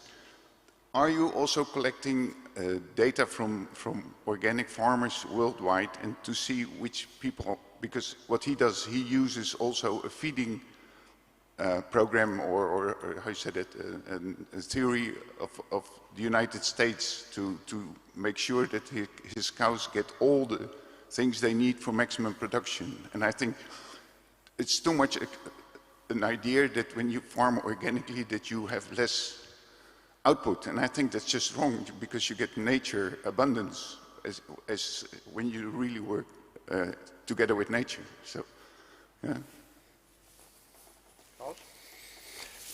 We are, yes, we are documenting a lot of cases, and in particular in the north of the Netherlands, we are starting new, something that we call the ARENA platform, that stands for agro-ecology, regenerative, nature-inclusive, circular farming. And maybe Marlies, you can raise your hand, and One also, and Johannes also. These are the guys who actually came with the idea, and Theo is around now, and I am. So these are the guys who came with the idea from practice and approached the university, and we're going to work together, and one of the issues will be to document successful cases of regenerative and organic farming. Okay, the very last question. I saw that you were a little bit disappointed. The very last one, yeah? Okay.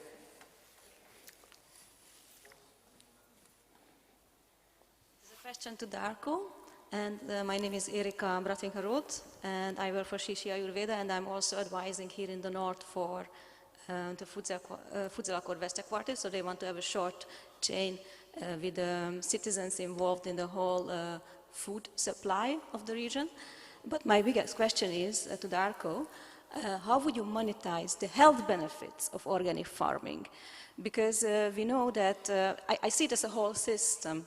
If we have healthy food, we have healthy people. We know that in the Netherlands itself, 70% of the population is suffering from chronic diseases. So where are those costs? And where are the benefits if we can feed the people with healthy food, less air pollution, and more nutritious food that is also healthier for the environment, so people can go to the nature and they can get healthier in the nature. So how we are going to make this whole paradigm shift, that people start thinking in a system of nature. If you see what the Healthy Aging Network research shows, that people, even though they are not healthy, they don't care about the food that what they eat. They don't want to skip their hamburgers or whatever. How are you going to change that? Okay. Yeah, thank you. Very short. Well, it is indeed a big challenge, as I said. Well, we don't have an ultimate answer to it, but what is really interesting is that there is, for instance, a new report from Wageningen University clearly showing that there is a clear positive correlation between eating organic food and being more healthy. And also tomorrow, the very last session will deal with that. We have the session number 4 with 3 great speakers who will present also something that could answer to your question. But also in Avalon we've been developing all sorts of new concepts, and one of those is health per hectare. So now we pay farmers for producing kilograms of something per hectare, but then how about awarding them public money for producing health per hectare? Now there comes the question, how can you measure that? But we've been thinking of developing something that can measure or assess the content of desirable substances in food, like vitamins, minerals, and at one hand, etc., and at the other hand, absence of negative substances like nitrates, pesticide residues, etc. So there's definitely a lot of work ahead of us. Okay, Darko, thank you very much. We close the discussion session now. Coffee break, enjoy the coffee, and I would like to start again at 10 minutes past 11. So we have about 20 minutes to use the toilet and to have a nice cup of coffee. Organic coffee, organic coffee.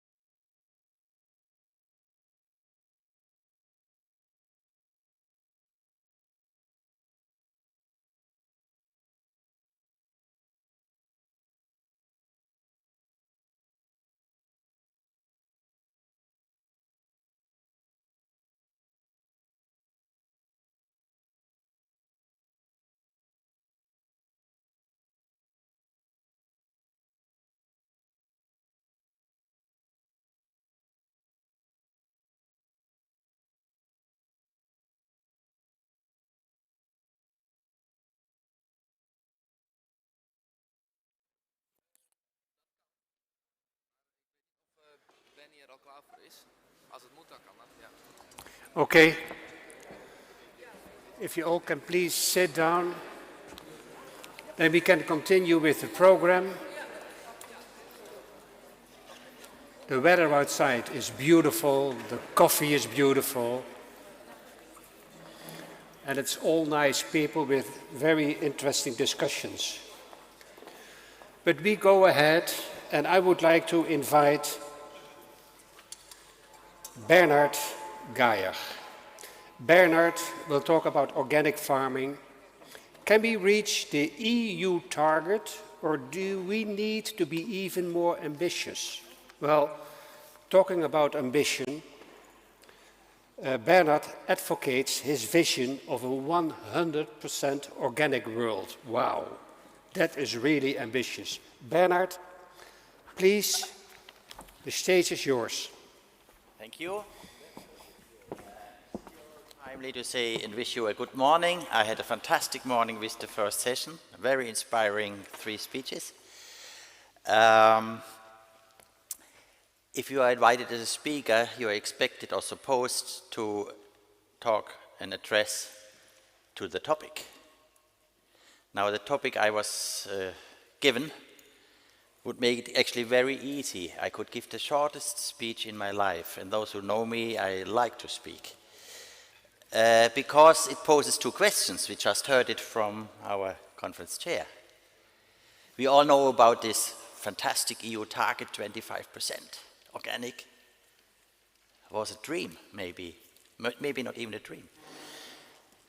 So, can we reach it? I'm sure I take you absolutely by surprise if I say not only yes, if I say of course, but if.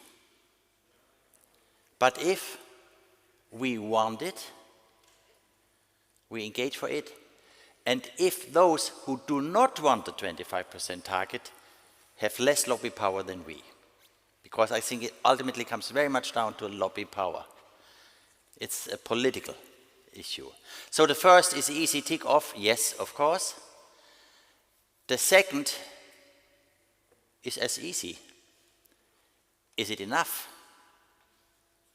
Is 25% enough? Is it not ambitious? Could it be more ambitious? I would say no, it's not enough, and I would say yes, we should be much more ambitious. But I'm not leaving the stage now and give the time for the lunch break. I have a bit more to say to this, because I work since the last 5 years. I have a focus on the issue, which is driving me very much. I'm since almost, believe it or not, I'm since almost 50 years, half a century, a missionary for organic farming. As an IFARM director, I've done this 18 years worldwide. But I've been a visionary missionary. I have not only one vision, I have many visions. By the way, we had the last social democratic chancellor we had in Germany, Mr. Schmidt. He had a very famous saying, very often quoted, if you have visions, you better go and see a doctor. I would say no, it's the other way around. If you have no visions, I think you are probably a case to see a doctor or a therapy group. Who are we without visions? So in this world of vision, we should look, vision does not mean utopia. Vision doesn't mean hallucination. And if I am going out and say 100% organic, they say, oh, this is hallucination, dream longer. No, vision means from Latin, seeing. So the question is, can we see a world that is more than 25% organic? And if we look at the first part of the question, the 25% goal, that was very interesting when the Fork to Farm strategy came out. I was hopeful that there will be a clear statement for organic, and I was hoping that they will follow. I think it can be claimed by our former Green Agriculture Minister Renate Künast, many of you know her, who posed 20 years ago a 20% goal. 20 years later, not so much had happened because she lost power. The old establishment was back, and not much happened. Not really a push. But this was picked up by the organic movement, by the IFARM EU group, They made a clear positioning in recent years. Yes, we want on EU level 20%.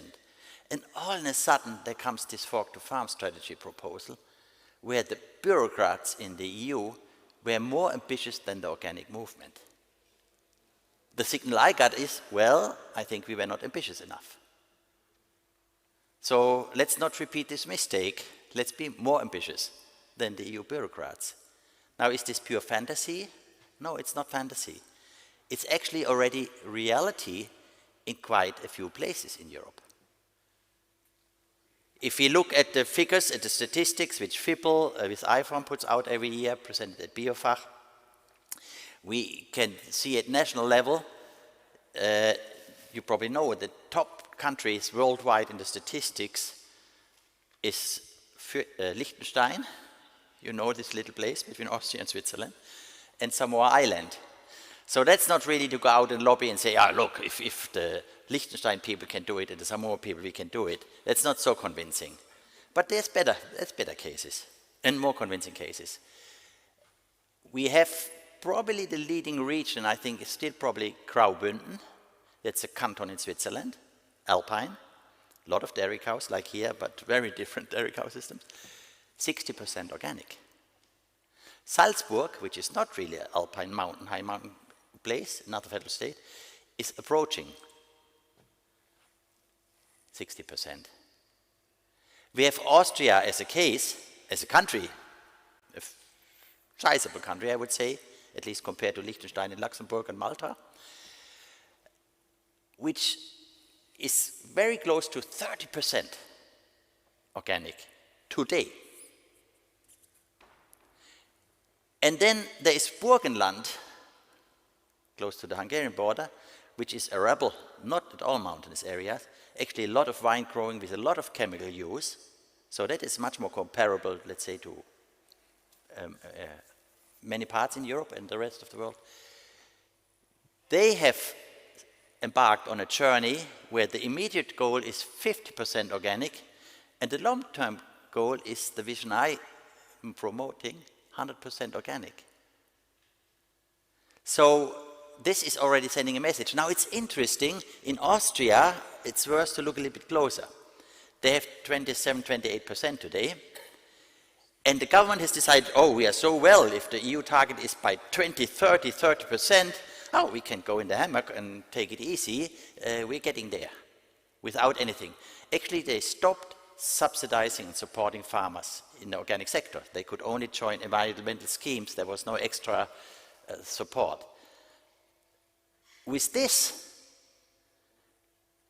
and they said, we are happy with the target of 30%, this is what we're going to do. If they would just grow as they grow today, they would have 39 to 40% in 9 years. If they say our goal is only 30%, they actually would have to kick out organic farms and tell them go back to conventional because our goal is only 30%. So it can get stupid if you set wrong goals and send wrong signals. Luckily, I must say the Austrians have lobbied well. The farmer group, the Ernte, has been successful. And imagine it's the Greens with a strong part in the government. It's a Green coalition, so that couldn't happen. So that's where we are in this context. It's achievable. So, and to complement the European picture, we have a north-south divide in organic development in Germany. Bavaria, Baden-Württemberg are very strong. They have set 30% goals, not 25% goals, and Bavaria even up to 40% goal in 9 years. And if we have so many organic farms, we have a critical mass. And then I would say there's almost an automatism with all the logic and the benefits we heard this morning already, all what speaks for organic, that basically maybe we finally, as old guys, can retire to a bit more relaxed life and it will flow. But we can get inspiration if we look worldwide, we can get even more inspiration. The example of Sikkim, I think everybody has heard. Huh? I suppose here it's an organic audience. It's the federal state in the Himalaya. I always call it the Saarland of, that's a small state in Germany, of India, very small state in the Himalaya region, which has been the first place in the world, state or political defined state that had achieved 100% conversion. By the imagination, by the vision of a chief minister who was elected 4 times. So he did the right thing, of course. And with the action plan, with the investment, the political will, and the farmers going along. This is 70,000 farmers. Impressive, but small. And you could not run around here in the Europe, lobby for 100% organic and say, we do it the Sikkim way, it wouldn't work. It cannot cut and paste 1 hectare farms compared to here. But India is probably the country to look at the dynamics, what's possible. And we must be very dynamic if we think down the road on the 100% goal. Uttarakhand, this is the home state where Vandana Shiva comes from, has also made a 100% organic conversion commitment, and here we talk about 1.6 million farmers. Andhra Pradesh, who is a very big populated agricultural country, has made a commitment. They call it zero budget nature farming, but it comes down to be organic, and you worked out all this belongs somehow to organic. We should not be dogmatic about this. 7 million farmers embark on the journey to go organic. It took us 40, 50 years of organic movement to have worldwide 2 million certified organic farmers. And just look what's happening in India today. And the latest news, Kyrgyzstan has embarked, the parliament has decided 100%. Mongolia has embarked on a 100% vision goal. And most recently, Sri Lanka. It's worth to look at Sri Lanka because there are dangers with setting these goals. Because Sri Lanka, it came top down. The president said, I want, because of pesticide issues, health issues, very much, we had the question this morning, health issue, we go out of this pesticide trap and go. This doesn't work. It actually can be very dangerous because if this is, it can be decided on the top. It has to be decided where the power is, of course, but then it has to really change in it. You cannot mandate. If you force farmers to be organic, you are bound for disaster. It will not work in any place in the world. So we unite, and many people in the organic movement, the I4 movement, have immediately volunteered and get very engaged to make sure that this is not becoming a big disaster, because this will be damaging for the rest of the world for our goal settings if it's screwed up in Sri Lanka. But it works. As we can see, Burgenland has set the 100% goal. We can set it. Now, there was a big issue. Actually, Vandana Shiva, who was last conference speaking here, we came together from India. I came from Sikkim at this time. Actually, she was the first person I heard when she gave the Laudatio speech for Sikkim at the One World Award ceremony. She said, we have to have by 2050, we have to reach the goal. And later in an interview I conducted with her, she said, oh, sorry, 2050 is not the timeline. We have to be 2030 achieving this goal. Now, sorry, with all respect for Vandana, I cannot see that quite, but at least we have to go that way. But her argument was good. Her argument was, we have tipping points. We have about 10, 11 years tipping point for the biodiversity, and we have about 10 years tipping point for the climate catastrophe that we cannot call it back. So if this is the reality, we have no choice. Then it's really speeding up and being very dynamic. Now, what does it take? I think it takes a strategy. It takes action plans. We have the European action plan. We have a very good Danish action plan we will hear in a moment. So we have things in place, but what it takes is we need a step-by-step strategy. And here I see the crucial and maybe the fundamental role in this strategy is that we fight and work and engage for a pesticide-free world. A pesticide-free world, we have the consumers buying in. They can see that. They may not be able to see a 100% organic world, but they all want, as my farmer where I learned farming said, they all want to get healthy to heaven. We can use this. This can be a positive drive.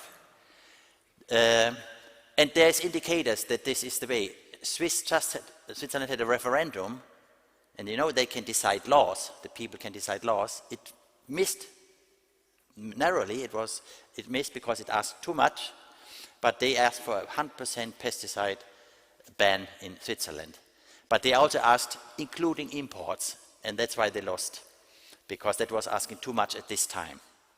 Because the Swiss were afraid they stay hungry because they know we never can produce enough food for us and our many tourists, by the way. So it has to be step by step, but you're all aware of the European initiative, the recent one, the pesticide issue.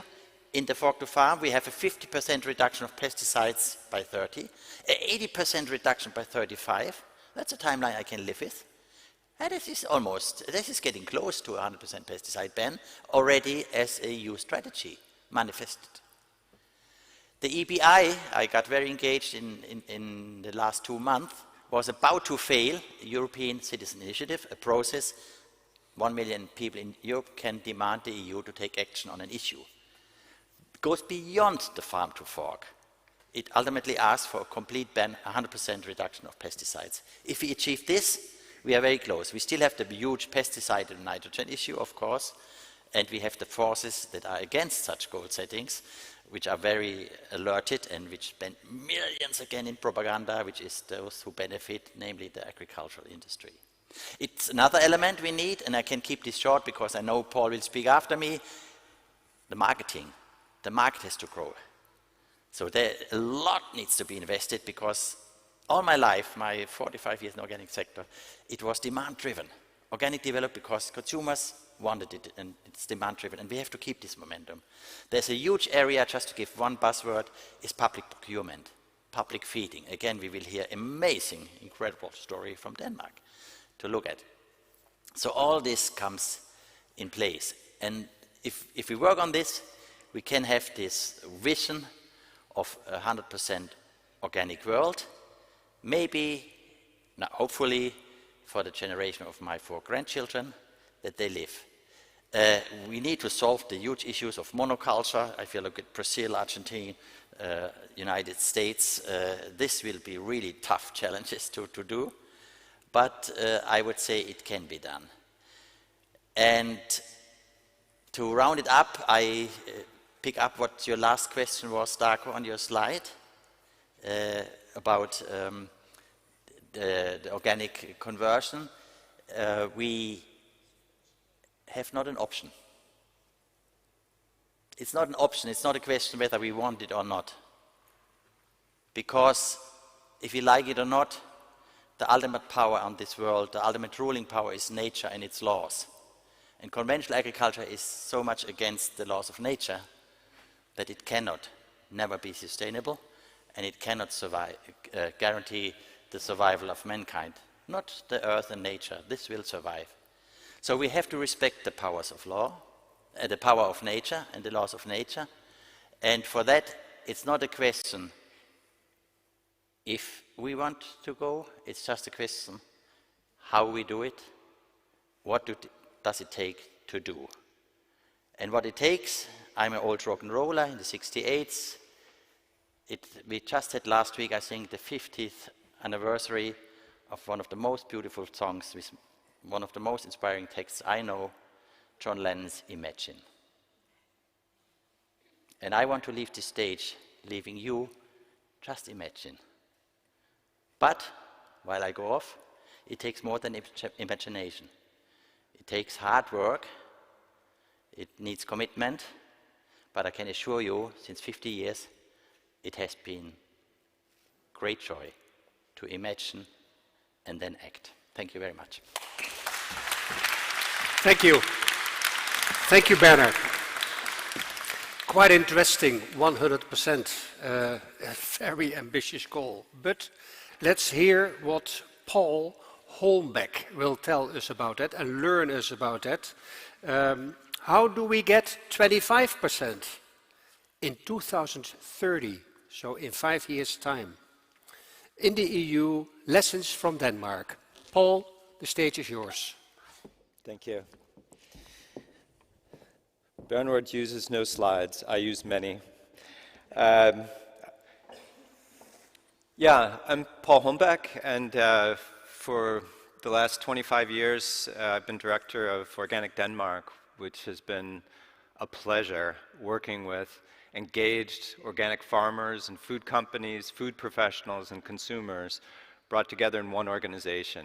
We had 8 associations, we merged them into one, increasing our influence in the market and in politics. And today I'm advising in other countries about building up political frameworks and building up market for organics. I've been asked to speak about how we get to 25%. And I have some lessons from Denmark, but I also want to talk about some game changers. When we're talking about 25% in the European Union, then our focus has to shift also immediately to the member states, because that's where policy is being made, that's where organizations are working closely with farmers. And so I want to talk about one member state and some things that are working in Denmark. And essentially, it's a combination of very active organic policy and, at the same time, a mobilization of the organic sector, an organic NGO that is a catalyst for change. And it's not just for organic conversion on the farms, but for market development and also for innovation, strengthening our culture of innovation. I want to give some concrete examples of policies, but also talk about this element, the organic NGO, as a change agent. In Denmark, it's Organic Denmark. At the European level, it's IFOAM Organics Europe. And my hope is that we have change agents in all member states driving this kind of change. So we need to focus on building up their capacities. And then I want to talk about some alliances and some game changers at the European level that's going to be necessary if we're going to reach 25%. A few words about Denmark. We have the highest market share. This is the most recent feeble figure, 12.1%. We're approaching 14% of the total food market now. Our logo, which we love, is known by all Danes, essentially 99.5%. 75% of all Danes are buying organic food every week now. And that means that for some organic products, basic products like milk and eggs and many vegetables and fruits, flour, oats, we have 30 to 50% of the total food market. So we're not a niche anymore, we're a norm. Food service, in the last 10 years, we've multiplied by factor 5 the sales. We also had a deep dive in food service sales as COVID closed everything down. But this was more than made up by online sales, where we had dramatic increases, 39%. Now, the 4 leading online companies selling food have organic percentages of 26 to 100%.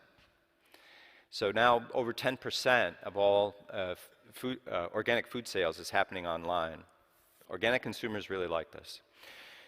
We have momentum in agriculture. We've doubled the organic area since 2007. We already have more than 25% of eggs produced, 30% of vegetables are organic. Organic farmers are, with very few exceptions, earning more money. And more farmers, also young farmers, are interested in organic. And I told last night a couple of young farmers from here that, I mean, every year when people are finished, when the young farmers are finished with their education, at the highest level of of agricultural education in Denmark, I've always asked them 2 questions. One is, how many of you are going to be organic farmers? And not that many years ago, there'd be like 2. And then I would ask, how many of you are sure you will never be an organic farmer? And 10 years ago, that was really by the vast majority. But the last time we asked this question, no one put up their hands. There were no longer any young farmers that were certain they wouldn't be organic farmers, and there were a whole bunch of them that were actually quite certain they would be. That's huge. Organics and leading innovation is really important within the farm culture, because when we have a quote like this, the organic sector creates new solutions, inspires all of agriculture. I could say this, but this was said by the leading farmer for all of the farmers in Denmark and all the food companies. So he's the chairman for the food sector saying this. Makes an impression. The best farmers, the most innovation, it's actually happening over here. But none of this happened on its own. We've created a kind of an ecosystem, a political and market ecosystem where we have our farmers and food companies, dynamic, represented by Organic Denmark, then working at the policy level and with strategic partnerships with retail, driving both market and policy development.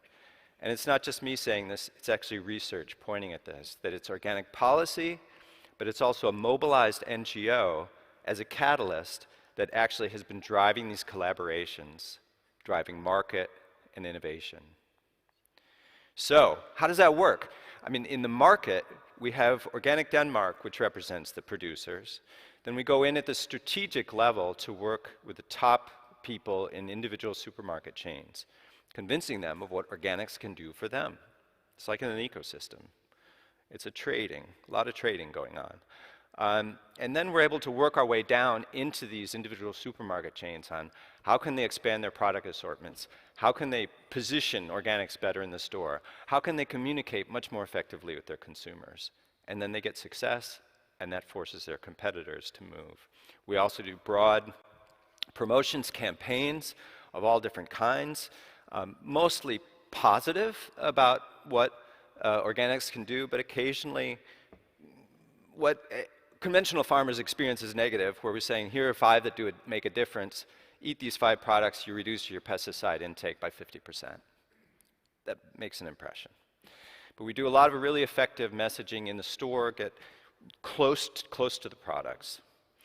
And we don't just communicate information, we try to communicate through experience, getting people out on the farms. We have 5% of all Danes out on an organic farm physically every year. That makes a huge impression. And we have policy supporting these things. And why are policymakers supporting it? Well, it's because all the things that organics can deliver. There's a lot of focus on sustainable development goals, and organics can deliver on most of these to a great degree.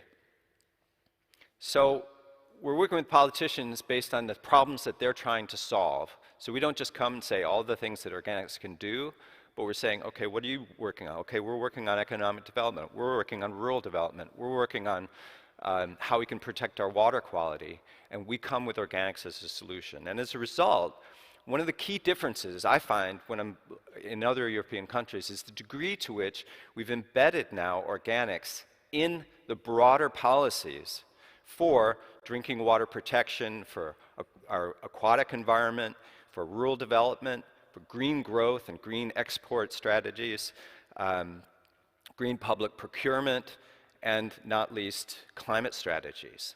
And I want to dwell just for a moment on climate strategies, because I believe many organic leaders have been much too late in addressing the climate issue. Kind of thinking, we're sequestering more carbon, we're doing the right things, we have cover crops, we're doing a lot of things, kind of laying back and saying we're the good guys when we're not even near our goals. So we need more humility. And what I see is alternative sustainability agendas and concepts that are challenging us, both for policy, for research, resources, for new policy, and for place on the shelves. Food companies and retail looking at regenerative, plant-based as a sustainability agenda, legitimate, positive, very positive. So they are competing with us in a way, but actually these are all 3 can enrich the organic movement. Why shouldn't it be organic, plant-based plus organic, or organic plus plant-based, regenerative organic agriculture? As long as they build on a solid organic foundation. But how do we do it? I think we need to accelerate climate innovation within organics, but also build alliances with the credible regenerative forces that are out there working with practices that we also need as add-ons to organic. and working with the plant-based agenda, so they're not just talking plant-based, as if it doesn't matter how those crops are grown, but that we're actually putting together with a broader sustainability package. And doing the dialogue with the leading organizations in those areas. Targeting lead companies. I've been working with some companies that are going all in on plant-based, have no organic products, trying to help them merge these things. The consumers want both. People who are interested because of health, because of climate, because of green concerns generally, in plant-based, they're also interested in organic. So I think the organic sector needs to be on the offensive with the whole climate issue.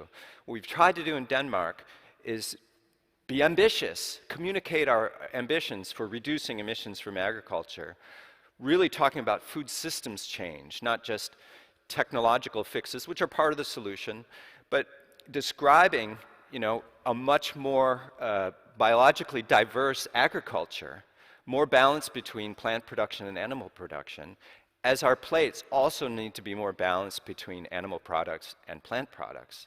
So really talking about major shifts, with the organic movement leading this agenda, together with allies, then we are setting a climate agenda, and people are saying, okay, the organic farmers, they're really working on climate. Spreading best practice. We've developed new farm climate accounting tools so the individual farmer can see where are the major emissions happening, what are my options, how can I improve the situation. Those tools are now being developed into tools for all of agriculture, and they just put 250 million kroner in the agreement last week into spreading these tools, which started with the organic farmers. Then models for moving farm subsidies. Of course, we need to redirect funding from funding because you have land to funding your climate actions, and of course positioning organics in the plant-based agenda. Just a couple of things that have happened recently in Denmark that I think I want to mention. One is that the new climate strategy from the 4th of October for climate strategy for agriculture has made organic a tool for climate. Now, the very important discussion we had a little bit, earlier, and we have tomorrow about can organics feed the world, very important discussion. But in the case of the individual countries making their climate strategies, that is territorial. So the issue of how much emissions per kilo, in that case, strangely, does not matter. What matters is what's happening per hectare. And in Denmark, it's 2 tons per hectare in climate benefits, reduced emissions, or carbon sequestering. And that's a credit. So now organics is a pillar of the new climate strategy. Then they made the largest investment in Denmark in plant-based foods in Europe to date, 1.5 billion Danish kroner. And at least 50% of that has to go to organic. So we're merging these 2 agendas. We have a new plant-based innovation center, which is based on organic production principles, also other principles generally of agroecology. This was launched in an alliance between Organic Denmark and the Vegetarian Society and the plant-based movement. And last week, we opened an innovation center for organic farming, generally with climate and tech and regenerative practices as one of the core focuses. That we did together with the conventional farm organization. And now the new Danish foreign aid strategy has made agroecology a pillar. And of course, with our work with converting the public kitchens to not just organic, but more plant-rich meals, less meat, more buying in season, we've been setting that agenda since the 90s. So that's still an organic agenda, and not just, we need to reduce waste, et cetera. So anyway, little update for there. A couple of other lessons from Denmark is, besides this embedding and showing organics as part of the solution, which is our slogan, we don't solve anything completely, but we contribute in so many areas, has been the broad involvement with the environmental movement, animal welfare. 5 minutes, I need to speed up. Then this capacity building NGOs is not unique in Denmark, but it's been a much bigger focus. State policy capacity. We need people in government who actually know about organic farming and who can stop policies that are negative for organic farming and help develop new policies. We've used action plans very actively, did the first one in the world in 1995 and have many since. And then this balanced push-pull in production. So briefly on some examples of policy. From the push side, from production, we've done conversion checks this one day where a farmer gets an overview of what their farm could look like as an organic farm, including all the challenges that they would face. Extremely motivating. Certification and inspection is free in Denmark. Conversion, there's some conversion payments. We're actually relatively low on a European level, but it's an important motivation. Education, best practice, organic research, and farm-based research, because a lot of ideas actually come from the farmers, so we do grassroots research. From the market, policy support for collaboration with retail, schools for companies, professionalizing the way they work with retail and exports, et cetera. Organic public procurement, product innovation. We've had innovation teams working on that. And then education, retail and food service on organics, and of course this consumer awareness. And one of the interesting things is the degree to which, if you look at the things that are now in red here, those are all implemented by the organic NGO or NGO allies. So the intensive use of the sector itself to drive change. And it's not as operating support, it's competitive pools where you seek projects. So in the end, what we have is policy in the entire supply chain. So for carrots, what does it mean? You know, you've had the advice and training at the farm level, you have developing new crop types, market information for companies, and then all sales channels for working on organic sales, and even communicating to consumers about organic carrots and what are they good for. And now we have half of the market. Policy works. We've also done a lot of value chain collaboration. This is a farmer, a retailer, a product developer from Organic Denmark, and a mill owner who've developed a whole range of new products based on old corn varieties on an island that went 100% organic. So it's supply chain collaboration.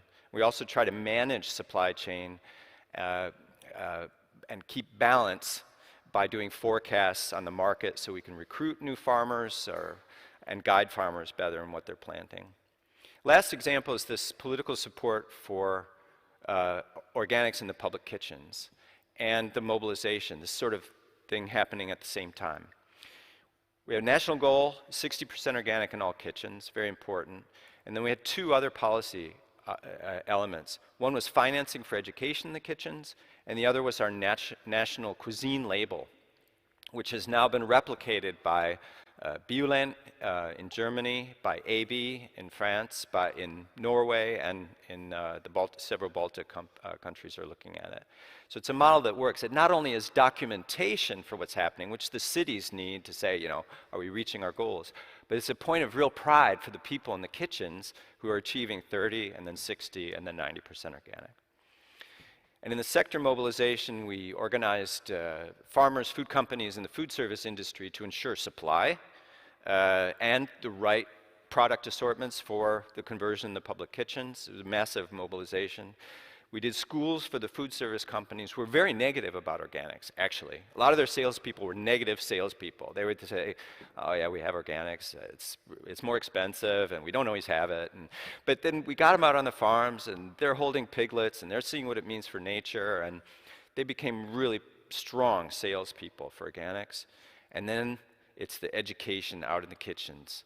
Less meat, more greens and root veggies, buying food in season, reduced waste, and really making real food again, as they say in the kitchens. So healthy, organic, climate-friendly, and within the same budget, because less meat, less waste, buying in season covers the organic premium in the kitchens.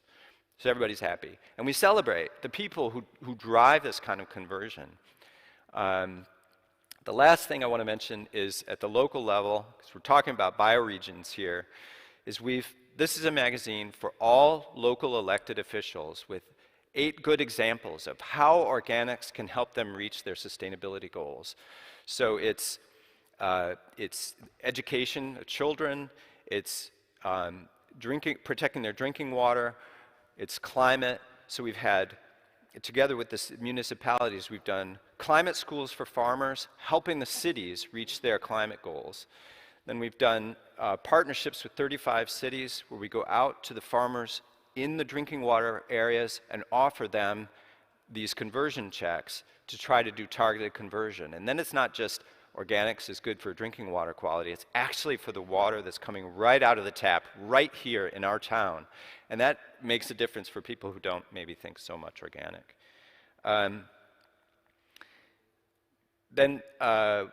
We also, we were talking about schools earlier, we have a goal that all children by 5th grade have had organic soil under their fingernails. So in 40% of cities now we have these organic school gardens. We've also used it in economic development. I'm running out of time, so I'm going to jump over that, but we had where we did product development and could show job growth in these companies. Last things is the EU level. We need to require, I think, organic action plans in all member states. I think we need to support, companies need to support, but I would say the European Union also needs to support iFarm Organics Europe in strengthening capacity of the NGOs working at the member state level so they can drive policy and market. And of course, continue to develop the value of organic farming. We need stronger climate and biodiversity guarantees in the regulation, among other things. And we also need game changers that level the playing field. We need fairness back in the market. So tax pesticides, antibiotics, carbon emissions, and excessive nitrogen use. We don't need to necessarily do all of these things, but even getting some single issue, like when in Denmark we have pesticide taxes, these are financing many of the organic research and development activities, funding the solution. Today we have almost the opposite of polluter pays because we have a situation with the organic regulation where costs for GMOs and for pesticides are being pushed over onto the organic sector. So it's the exact opposite of the polluter paying. It's actually the polluter's competitors that are paying. That's a serious problem. And we need to allow and encourage lower VAT on organic food because of the externalities that we reduce the effects on. And then, of course, redirecting massively the support from CAP at the member states. So, great, Paul. Last word. Support organic NGOs at the national level. They're catalysts for change, and together we can grow organics. Market can't do it alone. Politics can't do it alone. NGOs can't do it alone, but bring them together. It's a powerful mix. Thanks. Paul, fantastic. Thank you very much, Paul. Really good examples for implementation and easy to implement. It's not that all difficult. But let's hear to what Zagreb country will learn us, because they have decided to go for 100% organic. And how are you going to reach that? And there is a plan, an action plan for the development of that organic agriculture for the period 2021 up to 2027. So let's hear Sonja Karaglan Todorovic. The stage is yours. Okay. Go ahead. Yeah, thank you, Alex. Okay. Yeah, good morning, ladies and gentlemen. It's my great pleasure to be again here after 3 years at this wonderful conference. And it's even a greater pleasure to see you all live after, after all this almost 2 years of sitting in front of our computers and Zoom. So after this wonderful presentation, it's very inspiring. You know, when you work for so many decades in this sector, then there comes a time when you are discouraged. And I think this is really important that we come together, that we hear the stories of each other, that we hear the success stories and go back home with new energy and to continue to work on our vision, which is definitely the 100% organic. So I will talk about a case of Zagreb County, which is a county in Croatia, in my home country. Specifically, I will talk about the strategy and action plan to go 100% organic by 2030. So Bernard, we do not want to disappoint you. And the reason why I am presenting this, because I was the lead author of this study, and together with my colleague Darko, so we prepared this strategy and action plan, of course, in cooperation with various stakeholders. So just for you to have a picture, so on the left side this is Croatia, and this red ring is Zagreb County. So this is the county surrounding the capital of Zagreb, so it's not included. And here on the right side you see this everything that is in yellow and light green. This is agriculture area. So this is really the agriculture county, one of the most important agriculture counties regions in Croatia. So just a few numbers. I would not like to bother you with a lot of numbers, but just for you to have a picture. So the county of Zagreb has 14,000 farms, and they're farming 72,000 hectares. So 50% of farms are smaller than 3 hectares. So really small, sometimes very tiny farms, and only 3% of farms are bigger than 20 hectares. Of course, I mean, looking at the structure, it is clear that most farmers are semi-subsistent, so they could not live only out of the farming. But the vicinity of Zagreb brings also other opportunities for employment, so the combination of farming with some other activities, make it possible to live also still on the farms. What is also interesting that in Zagreb County, contrary to the other parts of Croatia, we have quite a lot of young farmers. I mean, when I talk about the young, these are 40, 45, because average farmer in Croatia is, I think, 65 years old. Yeah? So this is also kind of asset that other counties don't have. Talking about organic farming, we have now about 4% under organic management. And what is really interesting that the average organic farm in Zagreb County is 14 hectares.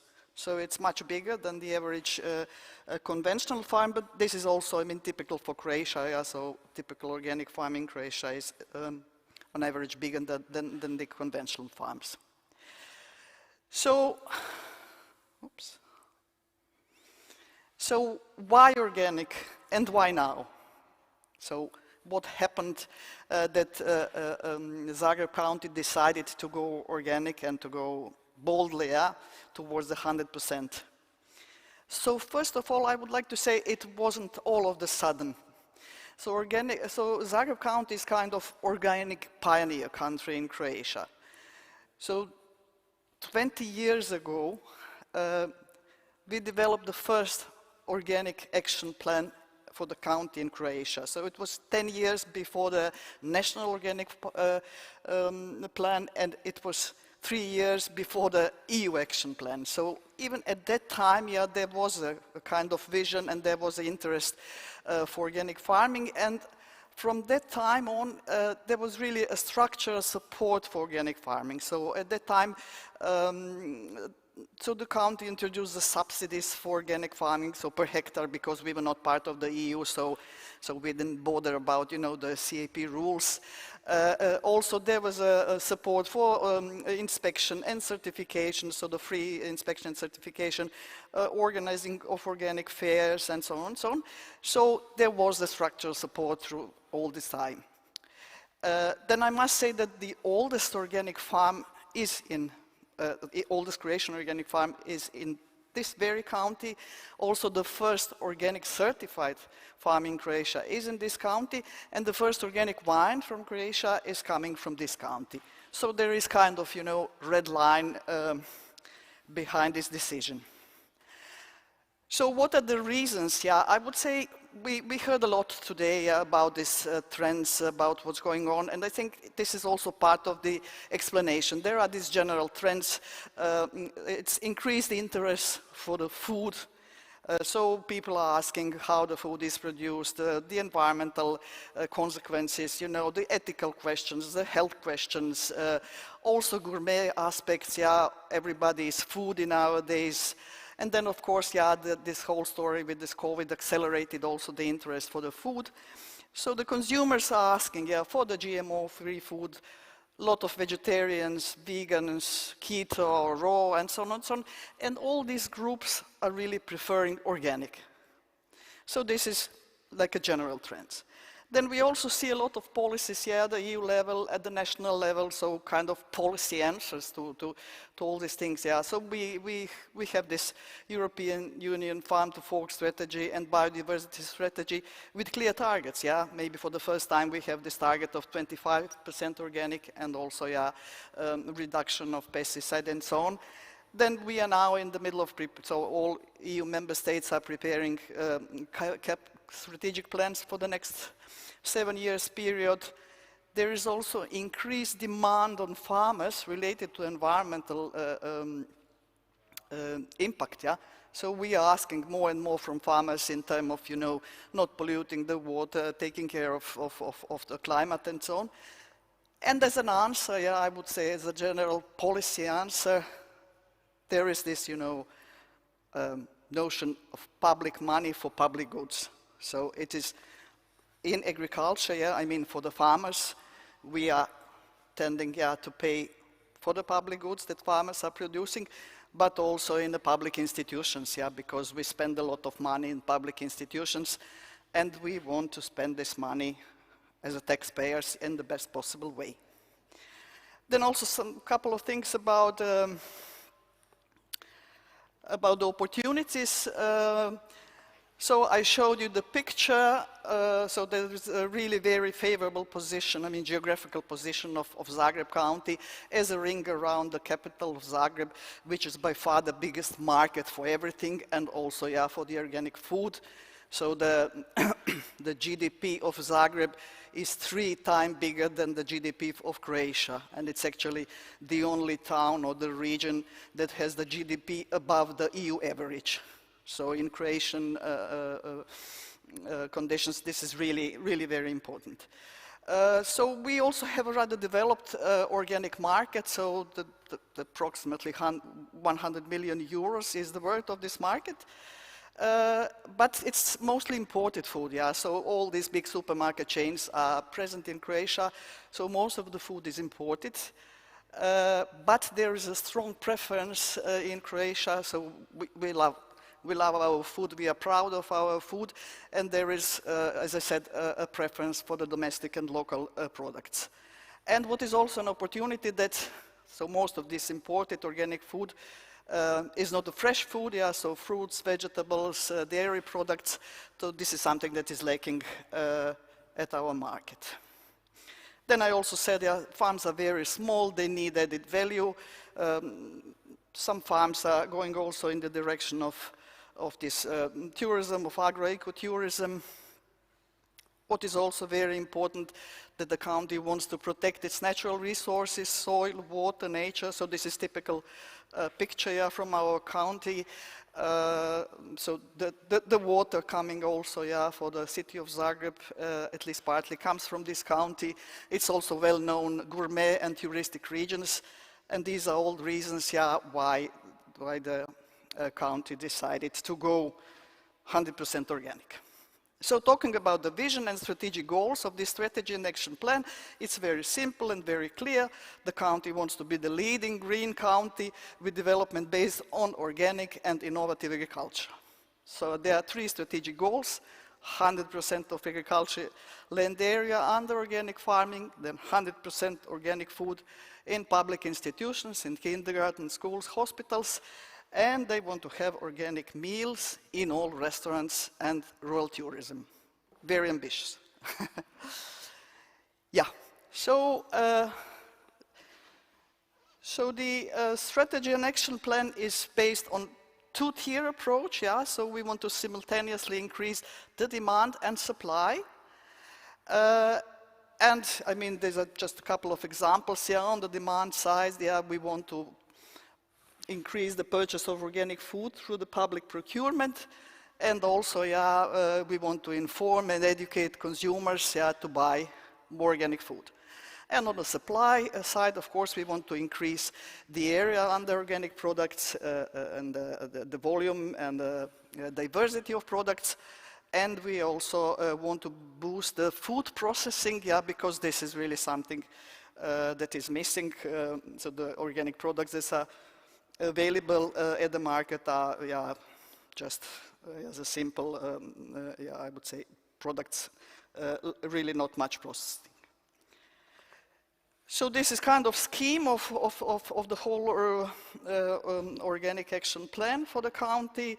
So this blue dot here in the middle, it's actually the institutional administrative support. This is something that is in the county, yeah, everything that is needed to implement and run this ambitious plan. And then there are these 4 other categories, yeah, information and education. I must look closer. So production, processing, and storage support. Then also applied scientific research and education. And then marketing. So there are 16 different measures. I will not go into big details, yeah, just to show you some examples. So there are measures, yeah, for the education both of conventional and organic producers. We want, yeah, to advise and to help conventional farmers to convert to organic. We heard, yeah, from Paul also how important this is. Also, the county wants to establish kind of network of pilot farms. We already have a couple of really excellent examples, so we want to build on the existing ones and show, you know, this best practices, because for farmers this is important. Then also, yeah, in parallel, education and information of consumers, various activities, yeah, like campaigns, also, yeah, establishment of gardens, organic awards, also very important, education of children and youth. And also other important stakeholders like public institutions and the representatives of local self-government, because cities and municipalities also play a very important role. They also have their budgets and their autonomy, yeah, so they can also do a lot in this respect. And they'll also, yeah, the hospitality sector, school cooks, yeah, which need support, yeah, in transition to introduction of more organic food. Yeah, thank you. Then, yeah, the couple of measures really directed towards farmers, yeah. So we proposed the one-time grants, yeah, to conventional producers for conversion to organic farming, and also, yeah, the co-financing of investment, yeah, in special machinery or facilities, yeah, because this is something that can be financed from the rural development program. But yeah, most of the time, so for the farmers, the co-financing is the problem. So this is something that county want to support also. So then another very important measure is the establishment of the Center for Organic Agriculture. What you see on the picture is existing facility. So it was not Center for Organic Agriculture, but Center for the Fruit and Vegetables. But this will be converted to the Center for Organic Agriculture. And the idea is to have small processing facilities because the farmers are small, and it doesn't make sense that they have their own processing facilities, so they can do this here.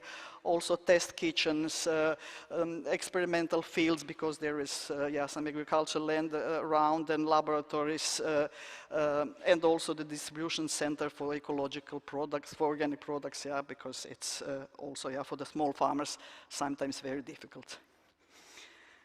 Yeah, then really very important pillar of this whole action plan is the public procurement, and the idea to have organic food in public institutions.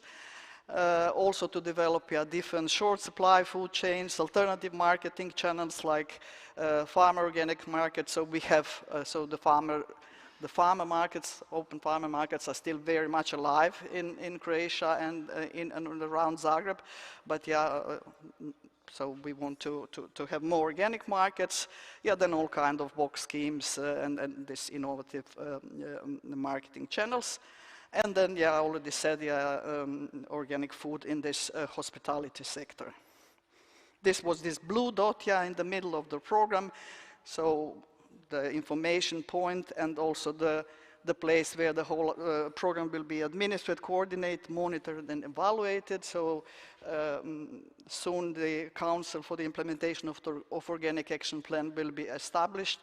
And one of the important ideas is also cooperation with the other EU like-minded regions that already have also very ambitious plan and results also, yeah, in organic farming. So I said that 20 years ago we developed the first action plan, and that time we were not that ambitious. Yeah, the goal was to have 8% in 10 years, but we didn't achieve this even not in 20 years. And of course one can ask, I mean, why it didn't work 20 years ago and why we think it will work this time. So first of all, I would say it was simply too early. You know, the trends were not there, the people were not ready, they were not concerned enough also, yeah? So there was really just a bunch of pioneering farmers and consumers, so it was simply too early. Also, at that time when we were developing this plan and measures, we were very much focused on supply. So we were looking at what can we do to support farmers, to support production, to give them subsidies, to help them, you know, with advice. And now, so the plan is more balanced. So we try to balance, you know, demand and the supply side. Then, which is maybe crucial, yeah, there is a political decision, there is a political will. So the plan I am presenting to you is not just a plan on a paper, it was officially adopted by the County Assembly. So County Assembly in February this year officially adopted this strategy and action plan. It was really a consensus between all political parties. Nobody opposed this. So it's a clear signal of political will. Then we are, of course, now the EU member states. The subsidies for organic farming are available. They are very generous, so we have a very strong development of organic farming at the national level, so we have now around 80% under organic farming. So this is really one of the also very important drivers, and of course so we are preparing, of course, yeah, our next plan, the CAP plan, and the subsidy and the support to organic farming is still very important and will be one of the measures with the highest budget of all rural development measures. Then one very favorable condition and thing happened. So we have a new green mayor of Zagreb, and we have a left-green coalition that is leading Zagreb now. So organic food in public institution is official program of our mayor and of the left-green coalition. So we think that this is also very favorable condition, and it really brings completely another, you know, dimension to all these plans. And talking about the public procurement, we have already co-financing of school meals. So both in the Zagreb County and in the city of Zagreb, so the school meals are already co-financed. So, is it realistic? Yeah, that's also what we always ask ourselves. So this is just one figure that might be interesting, yeah, to see. So every year in the city, in the schools and kindergartens of Zagreb County and the city of Zagreb, we prepare 27 million meals. So I think there is no way that organic farming farmers in Zagreb County will will fulfill this supply. So there is really a great opportunity here. So and we talked this morning, and talks will continue tomorrow. Is it realistic? Yeah, Bernard said we are not satisfied with 25%. Yeah, if bureaucrats want 25%, then we should really aim for much more. And I would like to conclude with two things. First, a few pictures of farmers. Yeah, I mean, I didn't want to have a presentation without a single farmer. So here you see a couple of really excellent farmers from Zagreb County. And then I will just conclude with one thought, which I think is not wrapping my presentation, but all presentations that we had this morning. And it says, shoot to the moon. And even if you miss it, you will land among the stars. Thank you. Thank you, Sonja. Sonja, you can stay here because we have a discussion. Can I have Bernard and Paul on the stage, please? You sit in the middle, Sonja. Thank you.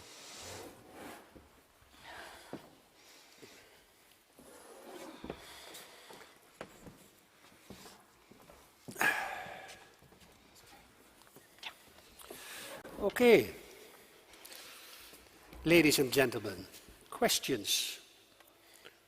Yes, Shoot please. to the moon, yeah.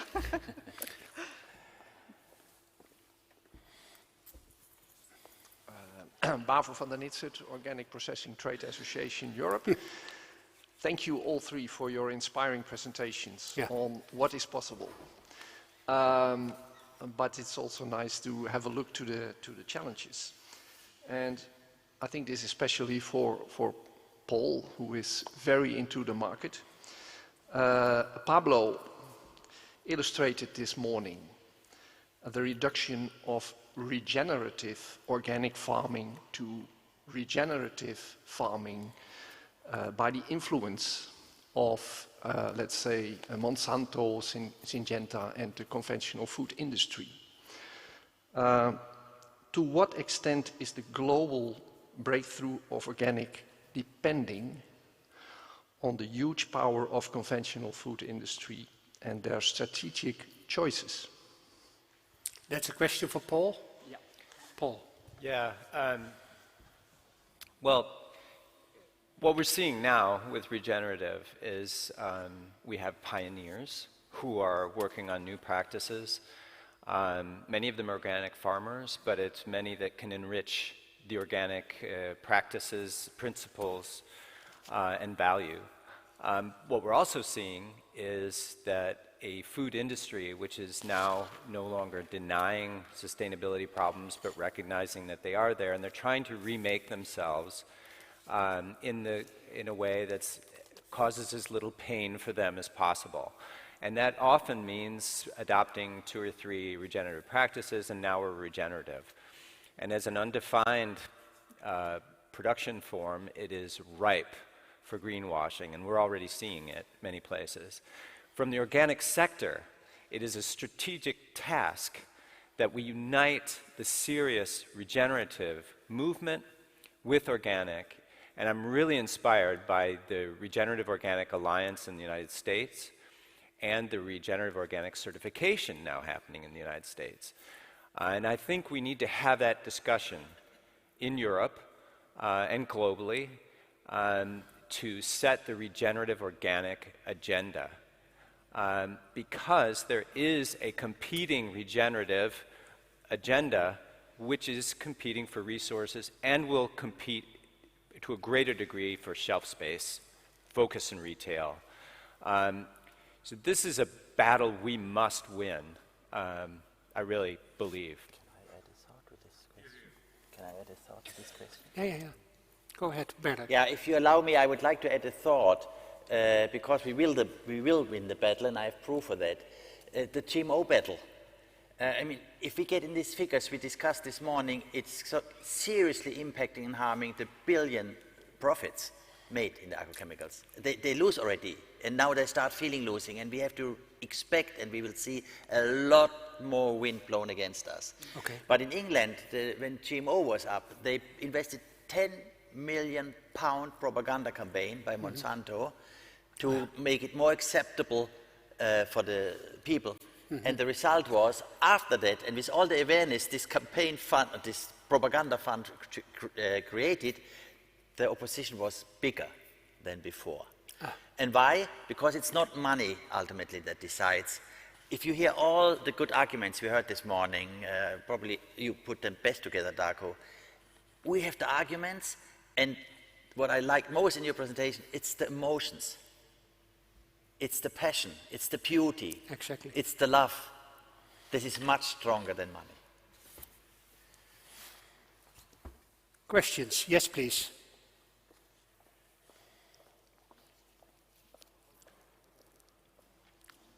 Rolf Haviga, Team Ecosys Twello. With due respect, I'm very much impressed by all the presentations and the information and the route maps you provide. But isn't it more wisely to target the conventional farmers to aim for, let's say, 80% reduction of the agrochemicals by 2030, and then in 2035 maybe 100%? Because they have to say goodbye to all their advisors that are visiting their farms already 30 years, and they thought they were telling them giving them the good advice. They have to tell their family, also the people who funded them or the parents, that they will go organic. And everybody who's still thinking conventional thinks it's not possible. And let's say those people are supported by the universities, by the agrochemical pharmaceutical industries, because they depend on agrochemicals to sell medicine, right? And they know. So, Mr. Geyer, what do you think? I think we better focus on the conventional farmers and have them reduce their chemical input by 80% in 2030, because if you diminish 20% annually in agrochemicals, you still keep on producing, but you know you get the spark, you get the passion, what you're talking about. Yes. Because they really love it. In their heart, they feel that it's wrong when they're on their spraying machine. They just hate being on the spraying machine, but they just don't know another way. Yes, thank you. Actually, you connect directly to what I said. For the strategic step, we must actually focus on the pesticide reduction. I mentioned this, and this is a very important strategy we do. But the farm to fork strategy already is a phase-out plan for pesticides, even without the European initiative. By 35, it's 80%, so we would go there. So, but it's not an either-or. It's not an either-or. We have to do both. Right, but don't only mention organic, because to the conventional farmers, this is a no-no. They can't do it because of their family, of their social relations. I understand this very well, and I'm with you. We have to do both. Because it's a strategic step, and we ask a lot, the farmers. I know this. We ask a lot, and we ask almost the impossible. But I hope for the generations, and I hope for all the awareness around the tipping point issues, etc. So I think we. But don't see it as a battle. Take them inside. Yeah, you have to cooperate. You have to make them aware, because as soon as they've become aware, then they most of them really hate the agrochemicals, but they don't know another way. It's not a battle, farmers. I didn't refer to farmers. Paul, you want to comment? I think your comments are important on so many different levels. I mean, one is you pointing out the role of culture. The idea that organics is inefficient and won't possibly work, that needs to be demonstrated that it is. Farmer share talks about their yields, but not about their bottom line and those kind of things. And the relationship that all conventional farmers are potential organic farmers. So we have no need to alienate any, and that we need to appreciate any improvements, really. In Denmark, we've tried to appreciate improvements in conventional agriculture and see that this, we need to move. I don't know if you've seen Organic 3.0, but we need to move conventional farming in a more sustainable direction, all that we can, but at the same time, developing organic farming better and better in relation to sustainability, and building pathways for those conventional farmers, bridges in, because they have a market, because they have the tools at hand, and really organics is an exciting way to do farming, because your craft is you're so much more in the center of your production. So it's all of those things. Sonia, you are every time saying yes, yes, yes. Yeah. Do you want to? No. Do you want to Yeah, add to that? I can add to this also. I fully agree. I mean, I think that also the organic sector is much more mature nowadays. You know, it was maybe even 20 years ago. It was much simpler. Yeah, the good boys and the bad boys. You know, and now it's not the case, of course. Yeah, and I think that all the farmers primarily want to be a good farmers. Yeah, and if you're a good conventional farmer, then I've seen examples that it's kind of a logical step, yeah, that you go towards organic, because of course you want to take care of your soil, yeah, of the biodiversity of your farm, yeah. It's not something that is opposite, yeah, to the good farming.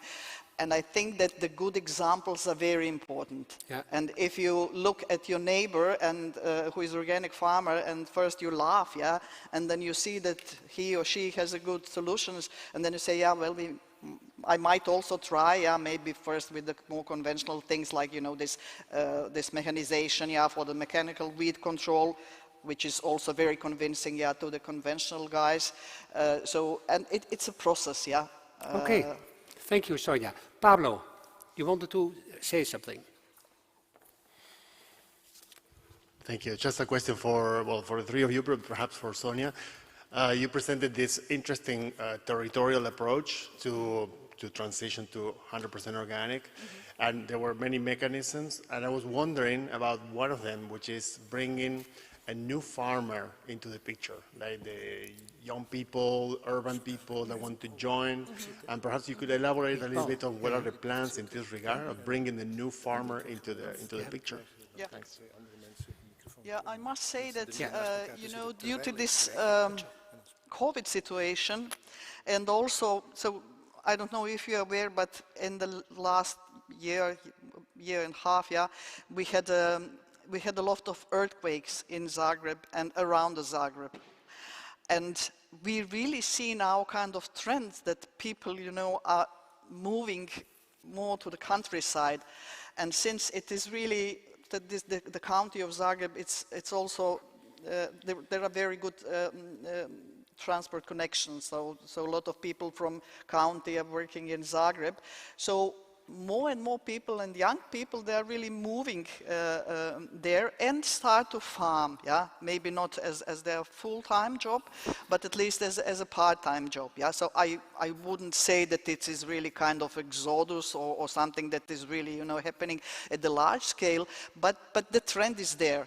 So I think that, and I think that, you know, when you look at the organic farming, it has something more modern, more appealing to younger people, to younger farmers, to more educated farmers. So we have also examples. I mean, it's not only in Croatia, it's everywhere. A lot of organic farmers are really coming from completely other professions. So for instance, we have people from IT sector that are really jumping to organic farming. So I see this really as a positive, you know, and with all this, I mean, possibilities, you can work from everywhere. You can work from your village also. You're sitting behind your computer. So I'm rather optimistic, yeah, and I'm positive that we will have more young farmers and more newcomers, yeah.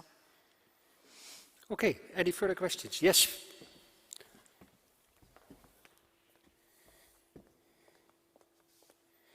Okay, you will come after that, okay. Thank you. My name is Co-Chairperson. I'm working for Team Europe at Province of Fryslân. I would like to share the observation, since this word battle has caused some misunderstanding. With my work in Brussels, I can see that the bureaucrats, as you pointed out as a speaker earlier, are not bureaucrats, but are largely young professionals with high idealistic feelings and emotions and passions for the good. This is also why EU Green Deal has come to be. Yeah. And to the colleague to my left, it's not a battle with the farmers. The battle is there, all right. It's with the lobby groups from the agro-chemicals industries and pharmaceuticals. And this is really a battle, because not only for their amount of lobby millions, but it is also about We don't have these millions for the organic movement, and we have to reach out to everybody, also the farmers who don't want to sit on their spraying machines. So this is an observation and working. Thanks. Yeah, this is it. Thank you very much for your observation. There was a question there on the right side.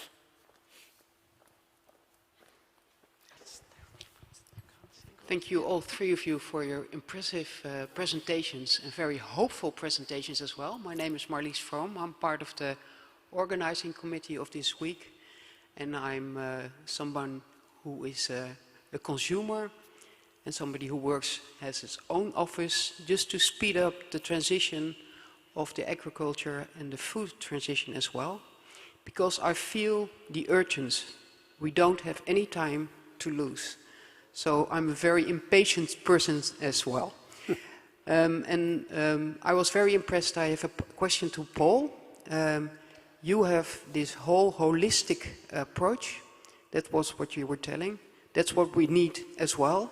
I think that we can have in Holland we have all kinds of domains. We have the agriculture domain, and we have called the health domain.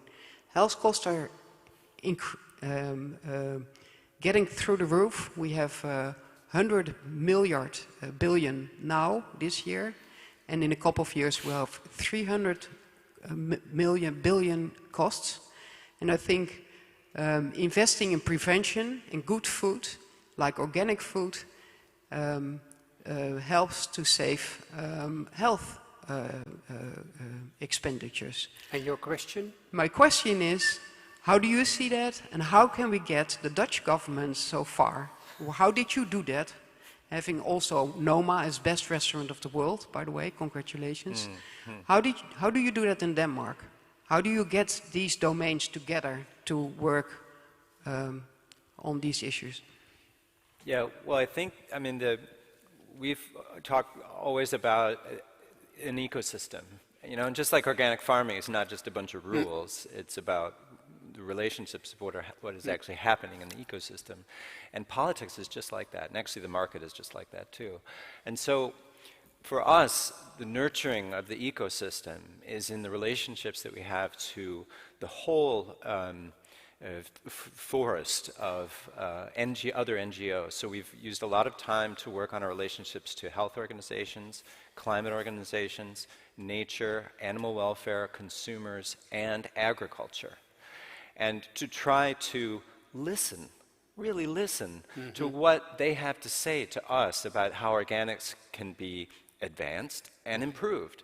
And so that creates a solidarity and a collaborative approach that makes organics better, but also makes those relationships really tough. So that when the shit hits the fan and we have some bad story about too many piglets are dying on organic farms or something like that, then you have the animal welfare director saying, yes, this is a really serious problem, but we know that the organic farmers are working on this.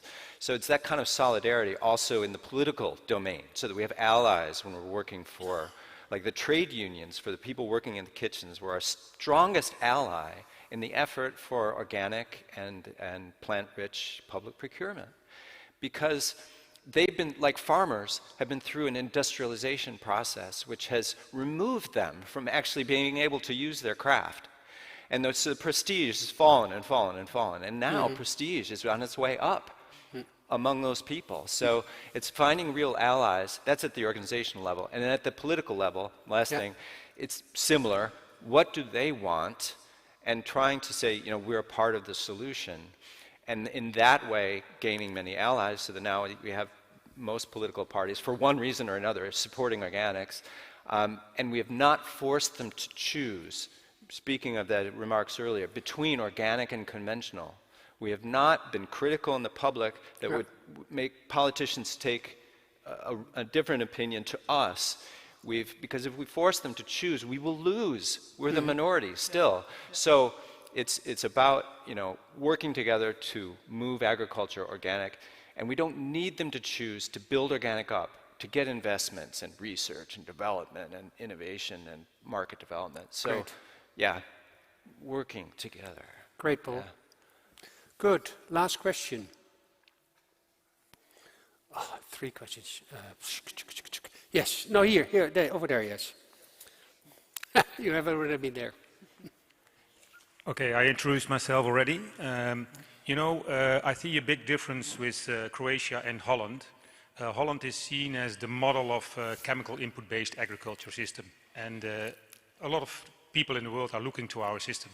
Okay, we all know that we went over the borders, so we have to reinvent ourselves. It's a big risk for the Dutch agricultural industrial complex if they don't change on the long term, because internationally it's moving. You see in Zagreb, you are in front of us instead, and we will stay behind. If we look at the strong industrial complex in Holland, which is really strong, and we talked, this is the stakeholders, they feel we have a problem. They have to reinvent themselves and create new business models. Question. I agree with them, the 2 other speakers, we have to join and to try to find the arguments and to help them with arguments to create their new business models. And you know what happened with the CEO of Danone, he was a visionary, but he lost the game because welcome to the real world, our economic system. So I think you and with the knowledge here on stage and in this group of people, we have to mobilize that and to connect that. And I'm willing to discuss with you how to find a way to do that in Holland, because that's a little bit the position I want to take, not the polarization, but together and to join. Okay. And we can only introduce regenerative or organic or agro-ecological practices if we can also look at the further supply chain. Because if they don't join us, we cannot make it. Okay, thank you very much. That was an observation and a comment. Last point to be made. No? Yeah, okay. Yes, about the story of the lessons of Denmark. I missed the price farmers get for their products. They are mostly too low to get further in organic farming. So I missed that in your story. In Denmark, we have Arla as a dairy industry. They think very conventional, and how can we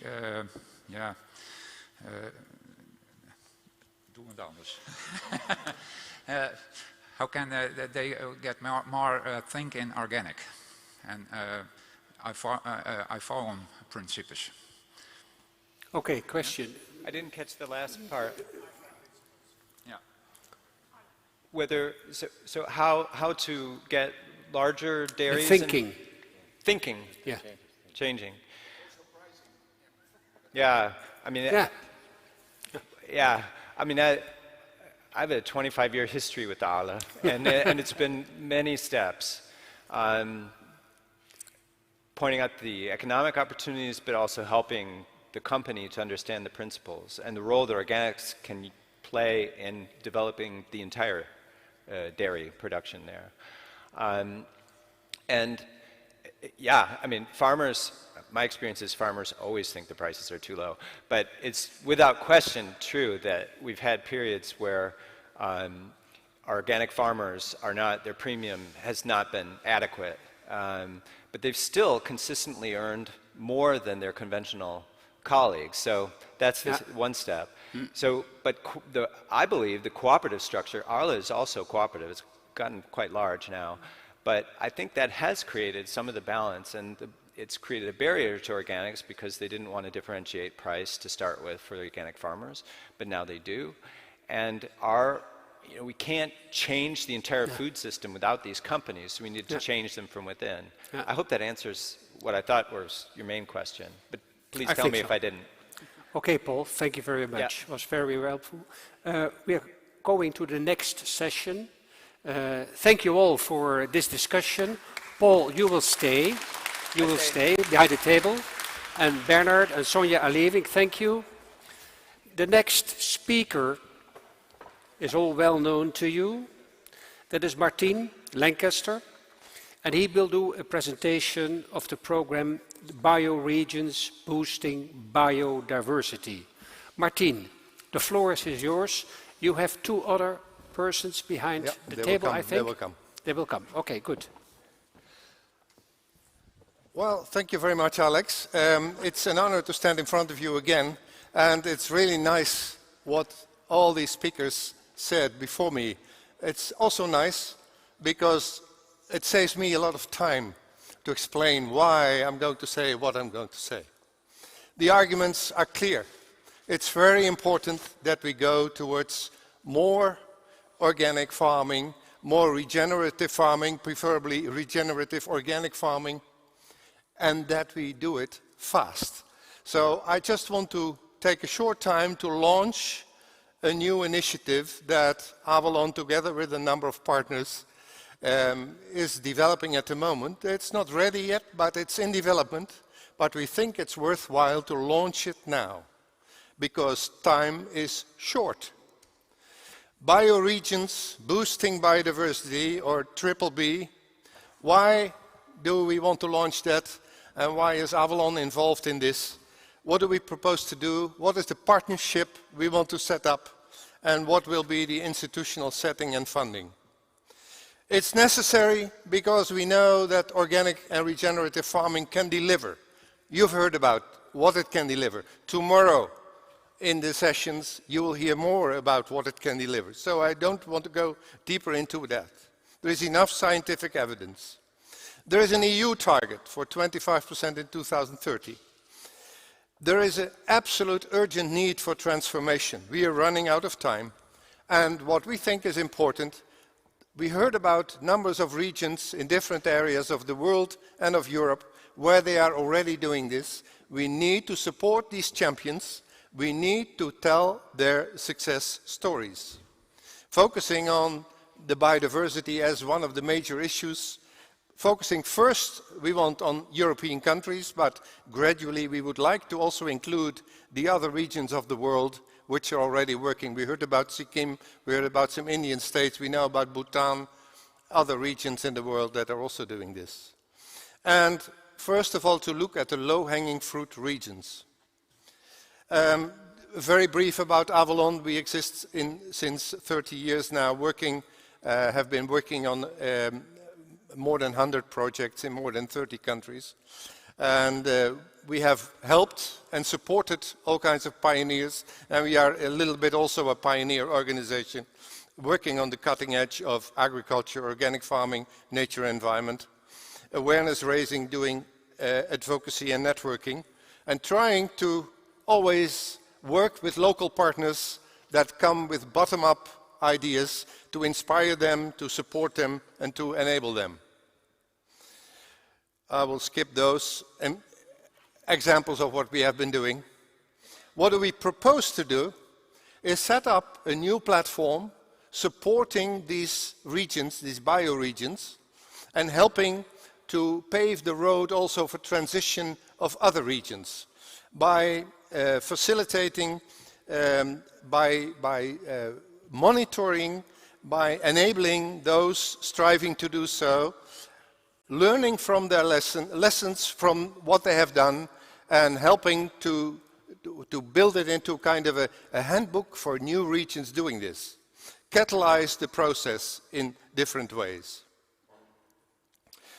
We do want to do the situation analyses of the regions working on this, and helping with identifying the best practices for those regions, setting up policy manuals, because we need the governments to come along, the regional action plans, we heard about it from different countries, and support it with the true cost accounting based scenario studies, the educational games, outreach materials and evidence tools. We will hear about prizes, annual prizes for flagship regions. We just heard from Eduardo that they are already working on the European awards for this.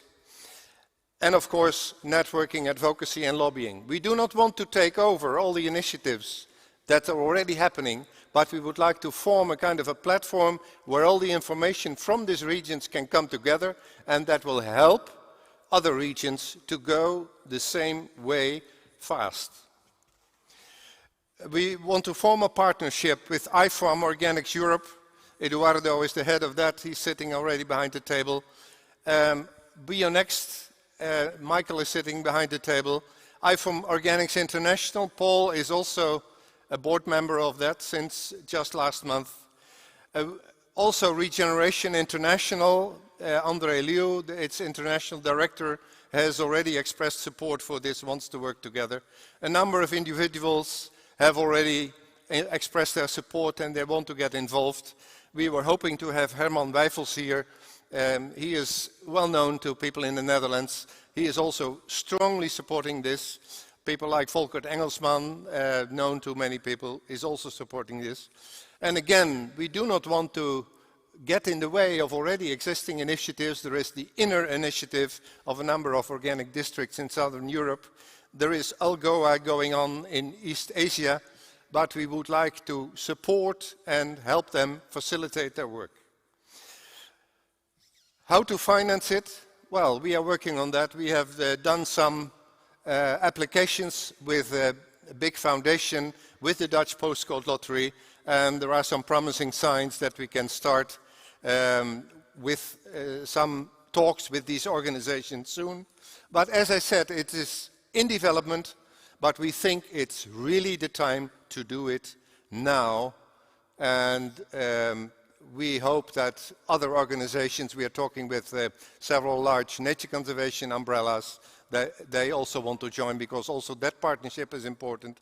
Healthcare is important, educational institutions are important. The Louis Bolk Institute has already expressed their support to support it with their knowledge, etc. So I would like to just thank you for your attention for this, and we will hear just a couple words from our friends behind the table about this initiative. Thank you very much.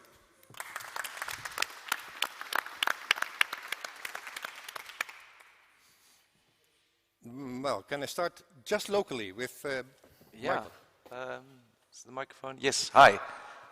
Thank you, Martien. And what an amazing plan. And it's we learned today how these regions work already. And I think it's always good to have something where you know it already works.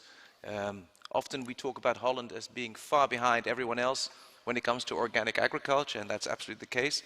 But we have a bioregion called Flevoland, where already 14% of agriculture is organic, and already there you're seeing the advantages, you're seeing the symbiosis, you're seeing that conventional farmers are understanding the way organic works, they're coming on board, there's collaboration, which we were talking about, very important point.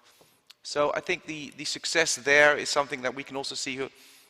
Often we get here in Holland this idea, yes, that's all very nice for Denmark, or it's all very nice for Italy, but here in Holland we have a different system, and it's so nice for me to say to the minister or anyone else in government, but look at what's happening in Flevoland, it's already working here. And I think these three regions here in the north are showing also the way forward. This is where it's heading.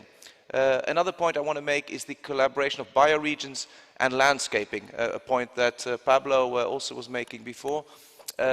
The landscape story here, we look at Austria, we look at Switzerland, they say, yes, it's all very well, 60% organic in Graubünden, but it's all for the mountains. But we have an amazing areas here, for example, in Drenthe, Overijssel, here in Friesland, where tourism and agriculture can go very well together with organic farming practices. So there's a big win-win-win-win. And I just want to offer you not only our support, but also our full network and all our connections. So full on, I would say. Great. Thank you. Thank you very much, Michael. We move to Europe, Eduardo. Thank you, Martien, and thank you very much for having me here in this conference. It was very interesting, and I'm really glad that I managed to come, so thank you first of all. And we talked a lot about this 25%. You know, we explored with Paul how we get to 25%, the market perspective, land conversion perspective. But I believe we don't need only market change. We need a change that is also in the rural areas, a change that can accompany the market change and the land conversion with disruptive new innovations in the rural areas. And that's what organic districts are about. I mean, our community, the organic community, has been innovating food and farming for the last 50 years. Yeah, we have been innovating the way we farm the land, the way we sell the products, the way we have interaction among the supply chain. And now we are a new disruptive force, a new disruptive agent of change to revitalize the rural areas. That's what biodistricts are about, an alliances, an inclusive alliance of organic farmers, non-organic farmers or non-yet organic farmers, rural actors, business actors, local authorities who decide to work together, put organic in the center of the development model and say, through organic, we will revitalize our rural areas. We will bring new jobs, new business model. We will protect our landscape. We will build a stronger rural community. So that's why we fully support the idea of biodistrict, organic district. We, of course, are involved with other members you mentioned, the INER, the ALGOA, and other agents of change who are already working on the territory. And we will be with you to support what you are going to do to make sure that this social innovation that we want to bring in the rural area will not just be a dream, but will be a strong reality in all the European countries and all around the world. So thank you and good luck. Thank you. Great. Paul. Yeah, thank you for the presentation. We really need those strong cases where it's demonstrated that rural development can be driven by organics. And I think, I mean, we heard from Pablo earlier today and others that realizing the regenerative organic vision is a landscape issue. It's a regional issue. It's not just a farm, individual farm issue. And I think, so it's about, I mean, realizing that vision. It's that way because nature's that way, but it's also that way because human nature is that way. We motivate each other. And it's in regional communities where you're together in reaching for new goals that I think there's a whole different power in play. And I mentioned earlier some of the local policies that made it so it's not just kind of an intellectual thing about protecting our biodiversity or our drinking water quality, but it's actually right here. It's our nature. It's our drinking water that we're drinking and that our children are drinking. And so it makes it personal. It's not just intellectual anymore. So I think that happens at the community and the regional level. And then I think also because many of, just realizing many of the goals of regenerative organic agriculture requires this kind of interplay locally between efforts for biodiversity and for changing farming. And then markets are also, they're very global, but they're also very local and can be more lucrative more locally. In Denmark, 4 times as many organic farmers have direct short chain sales, and that's, you know, we're leading the way in that way. So as a new member of the IFOAM World Board, I can say I know it's been discussed with the leadership and is very positive. Europe is going ahead, especially Southern Europe, I think maybe, but Europe is going ahead, and in Asia, there's also very exciting development in that direction, and we would very much like to support the effort. Great, thank you very much. Thank you, guys. We will absolutely go ahead, and I now will give the floor to the last speaker. Just one remark, or two remarks, a little anecdote. We were all having late worked on our presentations this morning, and we had 2 times disturbance of the fire alarm in our hotel this morning. So everybody came out running of their rooms and not knowing what to do, but still we got some sleep back later on and had enough rest to come here. It was very interesting. The last remark is, it was mentioned already several times today, the happiness of the farmer is also very important. There was a very interesting survey done from Wakker Dier, the Dutch animal rights organization, just earlier this year.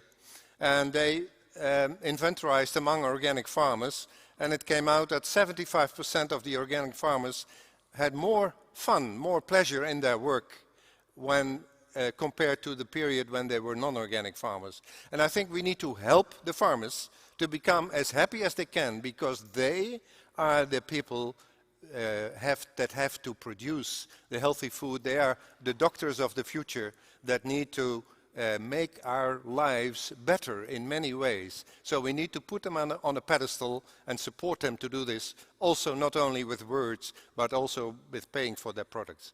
So let's try to do that, and with our initiative we will try to facilitate that. Thank you very much, guys. Thank you. Martien, Paul, Eduardo, and Michael, thank you very much for sitting behind the table. Just look whether there are any questions coming in online.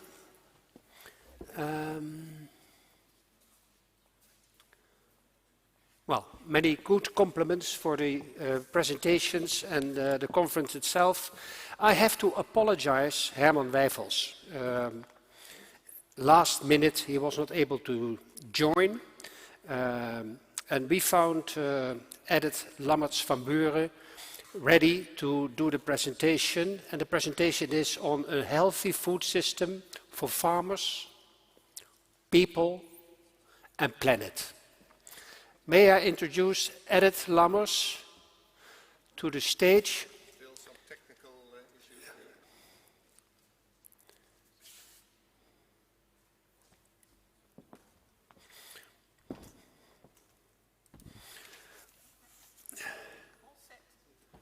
Edith, the stage is yours. Thank you very much. You're welcome.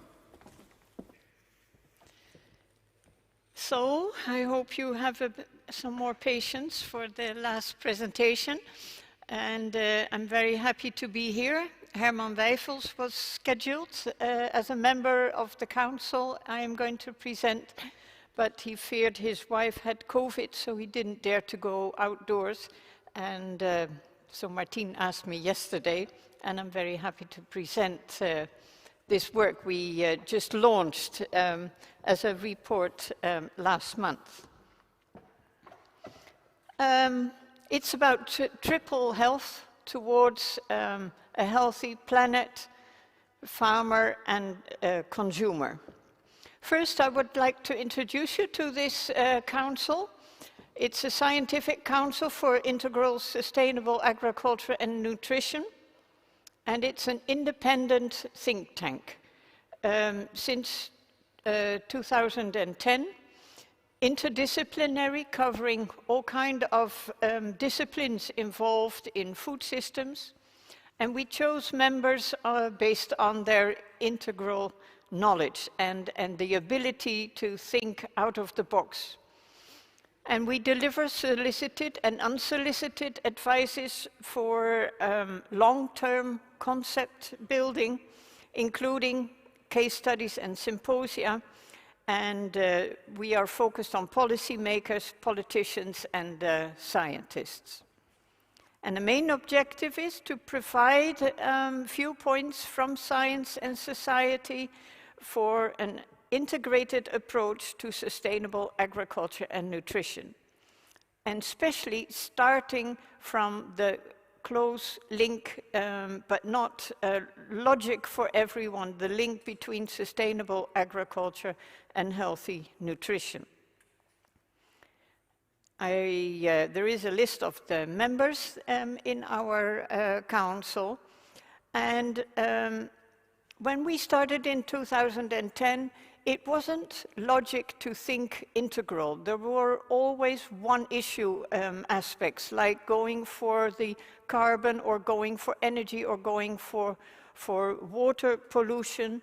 But the question was, how can we get the focus to an integral approach that addresses all these issues? And that was the starting point of our council. And we pointed out, and that made a kind of impression and was often used by parties. Due to the very strong specialization, there is a division of tasks in the value chain and in the food chain. And by that, we have lost relationships between the actors in the value chain. And we can even say sometimes those relationships are corrupted. And that connectedness is disturbed. So what we want to do is find new ways of relationships, because with that linear relationship we normally have in our value chain, innovation gets stuck, because if one actor wants to innovate, he tries its ultimate best to innovate in a sustainable direction, but there will always be aspects that he can't deal with or not able to deal with, and throws it over the fence to the left partner or to the right partner. And by doing so, you get organized irresponsibility. And how to get away from that organized irresponsibility. And value chains are sometimes complicated. We did a case study for the chicken meat sector, and it consisted of 40 different players. And no one had any idea that there were 40 different players. The ones that catch the chickens, the others that transport chickens, etc., etc., and they all compete with each other. How on earth can you get a sustainable value chain in that sense? Someone needs to take the regime. And that's easier done if you have a more circular organized system, where there are feedback loops, where you can build on new, restored or redesigned relationships. That's what we said in 2010, and of course that still holds. But we found it time to help the politicians with a new concept, to push it even further, because the urgency has only increased, and although there are many initiatives in an integral direction, we are still very much stuck. We analyzed that in the Netherlands, and I think it counts for many countries, we have 4 crises. We're in the middle of a climate crisis, of a biodiversity crisis, and not to forget also a public health crisis. If we look to the chronic diseases, the costs for those chronic diseases are almost as high as the damage that smoking does to public health. And the costs are similar. And, but what we also face in the Netherlands is a 4th crisis, that is the position of the farmers. They are so frustrated by the inconsistency of regulations, by the underpayment, by not feeling respected, and the little perspective that they have from the government. We can also identify not only the crises, but also the causes, governmental policy. There is a lot to say. But most important is that after the Second World War, we went for low, cheap food prices to feed everyone. That made some sense after the Second World War, but now it has it has led to disastrous results, and we must change that. But with the neoliberal policy, food policy, it is very hard, because that says the consumer is responsible for his own choice. We have seen that we can't move forward if we don't include the external costs, and that we also change the efficiency paradigm, because efficiency is now interpreted too narrowly in an economic short-term efficiency and not focused on a long-term efficiency. And it is fed by a too mechanistic worldview, and the fragmentation in the food chain I already talked about. So there is reason enough to say we need to do something and come up with a new leading principle. Because approaching problems separately causes frustration and missed opportunity for synergy, and loses support in the countryside. Like, for instance, Macron wanted to do something about the climate crisis and wanted to introduce a tax, a fuel tax, and the whole countryside protested with the yellow shirts. And another example, for instance, there is an avocado boom being considered as a very healthy fruit, but it is often grown, the increased production is grown at the cost of forests and requires a lot of water in countrysides, in countries like Peru, where water is very scarce. So what do we want for healthy nutrition? What kind of agriculture do we need for that? And if we want a healthy agriculture, that doesn't automatically give healthy food. So we better approach the problems simultaneously. That's why we plead for a new paradigm. The low food price and high efficiency is no longer successful, and we plead to change that in health in triplicate, meaning a healthy planet, a healthy consumer, and a healthy farmer, which stands for healthy socio-economic conditions for farmers and other workers in the value chain. A key pillar of health is resilience, and not only resilience in the ecological sense, but also in the social and economic sense. We know that ecological sustainability cannot be realized without social economic resilience. And it requires a transition from the control mechanism that we have with external inputs, with high risks, to a system like the organic sector, where the agro-ecosystem is supported to perform more the self-regulating ability by utilizing biodiversity instead of refraining from it and reducing it. So that triple health concept should be the new leading principle, the organizing principle for all players in the food system. But that requires a different thinking and different processes. And we came up also with a lot of recommendations for the market and the government and the EU, but I will keep it short in this presentation. Different thinking. It means if you want to transition, make that transition to integral thinking, you have to consider health for the planet, the consumer, and the farmer at the same time, and move from short-term thinking to long-term thinking. And that's not popular in nowadays policy. And from a mechanistic worldview to an ecological worldview, from a control mechanism to resilience approach, and from eliminating to utilizing diversity. And that also requires different processes. We have to move away from that selfish management for every actor by himself, to working together, to collaborate.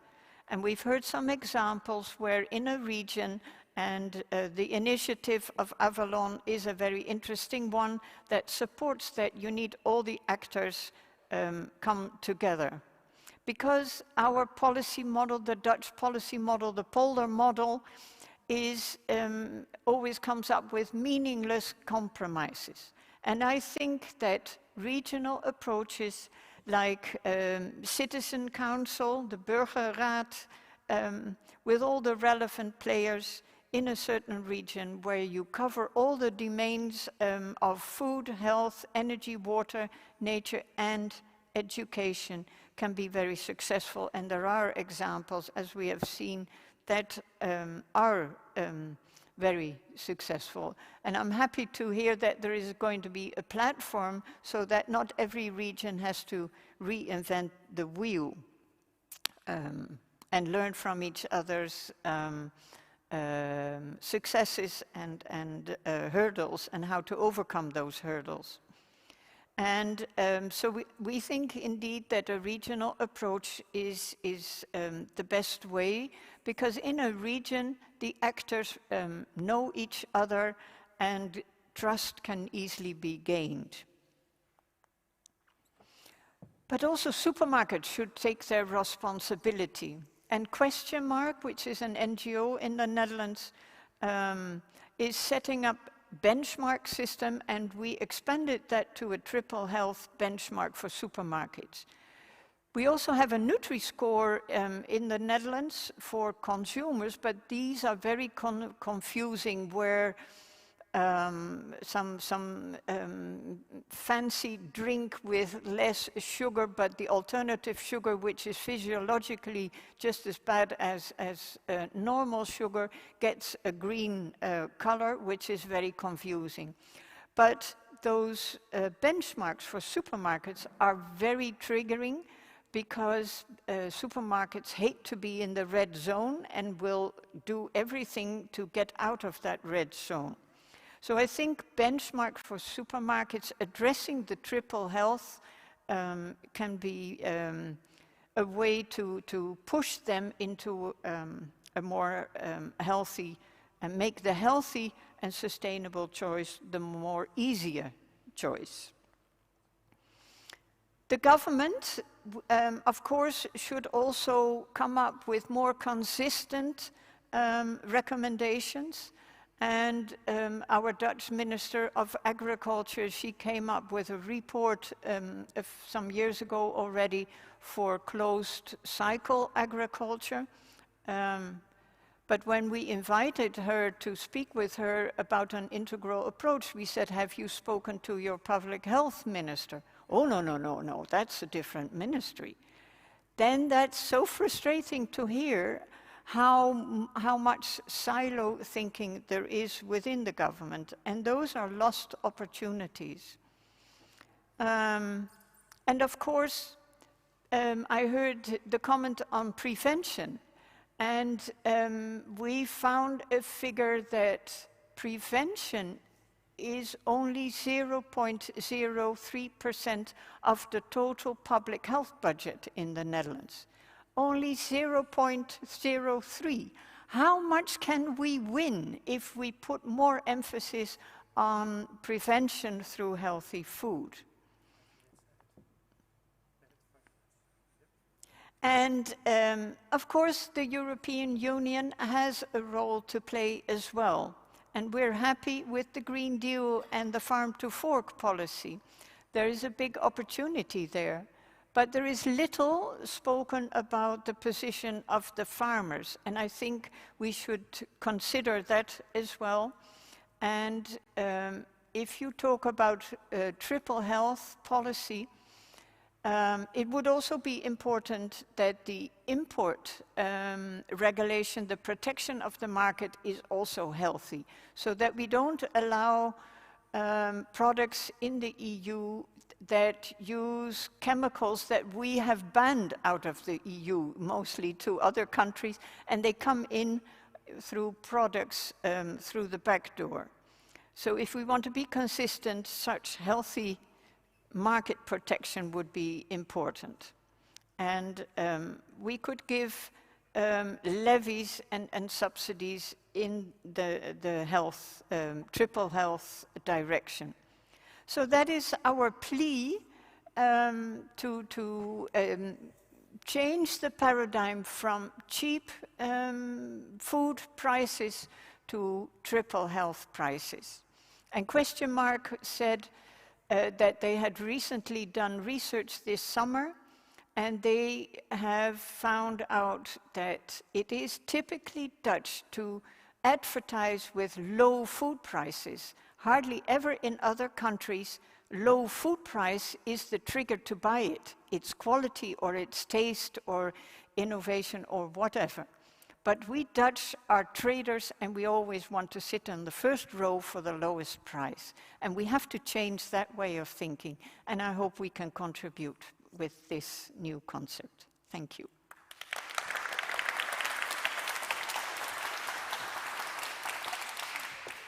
Edith, thank you very much for your presentation. Any questions, last questions before we close for lunch? No? Yes, one. Okay, go ahead.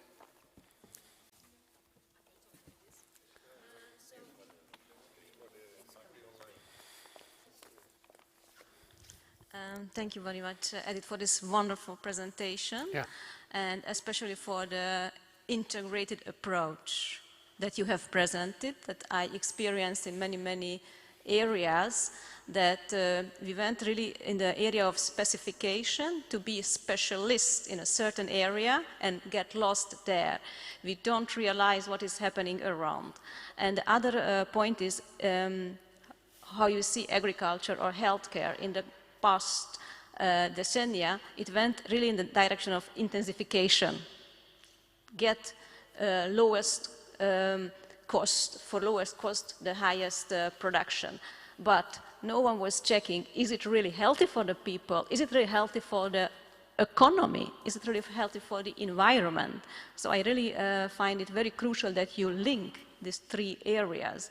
And the other point is see what is already good, what is happening in certain countries, in certain regions, and based on that, do not force something new on it. So I really like this approach, and my question is, how do you want to put it really into practice here in the Netherlands? And of course, Netherlands, we can start, but at the end, we are a whole organism in Europe, in the whole world. So if not everyone is going to step in, then how can we make really bigger steps? Mm-hmm. Yes, important question.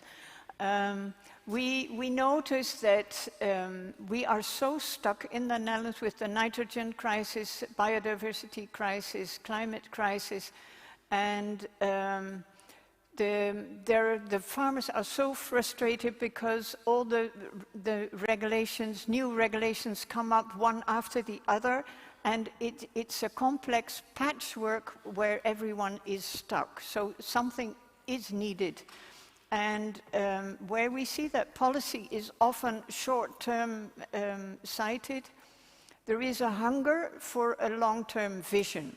And I think something like such an independent think tank is free enough to think out of the box and to come up with such a new paradigm and require a paradigm shift. So until now, we notice that the politicians are relieved that at least they can hang on something new.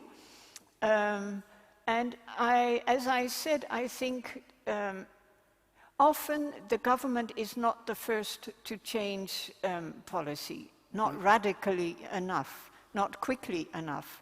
And I think we need the bottom-up initiatives. So region-based initiative, local initiative, there is a lot of power and strength and willingness to do so. So I think that we have noticed that our Ministry of Agriculture is when she presents something new, it's always on an organic farm. But she doesn't dare to use the word organic not to offend all the 95% conventional farmers. And but I think that we should work with those that have shown willingness in a region, in a local area, bring the actors together, and that initiative of a citizens' movement, the Burgerraad, is a very powerful way. Give citizens the time, give them the opportunity to speak with different specialists, and we've seen it in France with Macron with the climate after all the yellow shirt protests. he noticed he had to involve the public to get more support, or else it will be counterproductive. Or Edith, is it a matter of generations? Yeah, it could be a matter of generation. Where education is... Yeah, but if you lay the responsibility low in the regions and give them the opportunity to come up with recommendations that they support, that they are willing to carry, and if you promise, and that's what Macron did, he promised that the outcomes would be part of his national policy. Yeah. And by that, you lay the responsibility lower in the organization, and you get more support and generate more willingness. And I think it's so important to have that kind of initiatives. Edith, thank you very much for your wonderful presentation. We have heard many very good examples this morning where really things are being implemented. So the system is running, and we need more collaboration and, of course, pressure to make sure that all these targets and objectives will be achieved. I would like, thank you very much. I would like to take this opportunity to thank all of you here in this beautiful environment for being here. I would like to thank all the participants online who have been, there have been many remarks of people all over the world who are congratulating the organization with this conference, because, and that is quite interesting. I would like to thank all the speakers who have given their contribution and the willingness to come here. And of course, last but not least, I would like to thank the organization for having this conference here. Everything has been organized. The people who are sponsoring this organization, that's all good. May I have a big applause for them.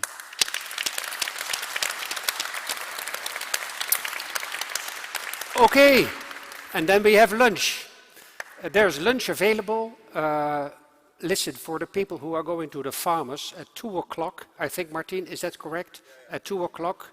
We need to move very quickly. We move quickly. So you have half an hour to grab your lunch, and thank you very much. We have no time to take our lunch. Take our lunch. Okay, thank you very much.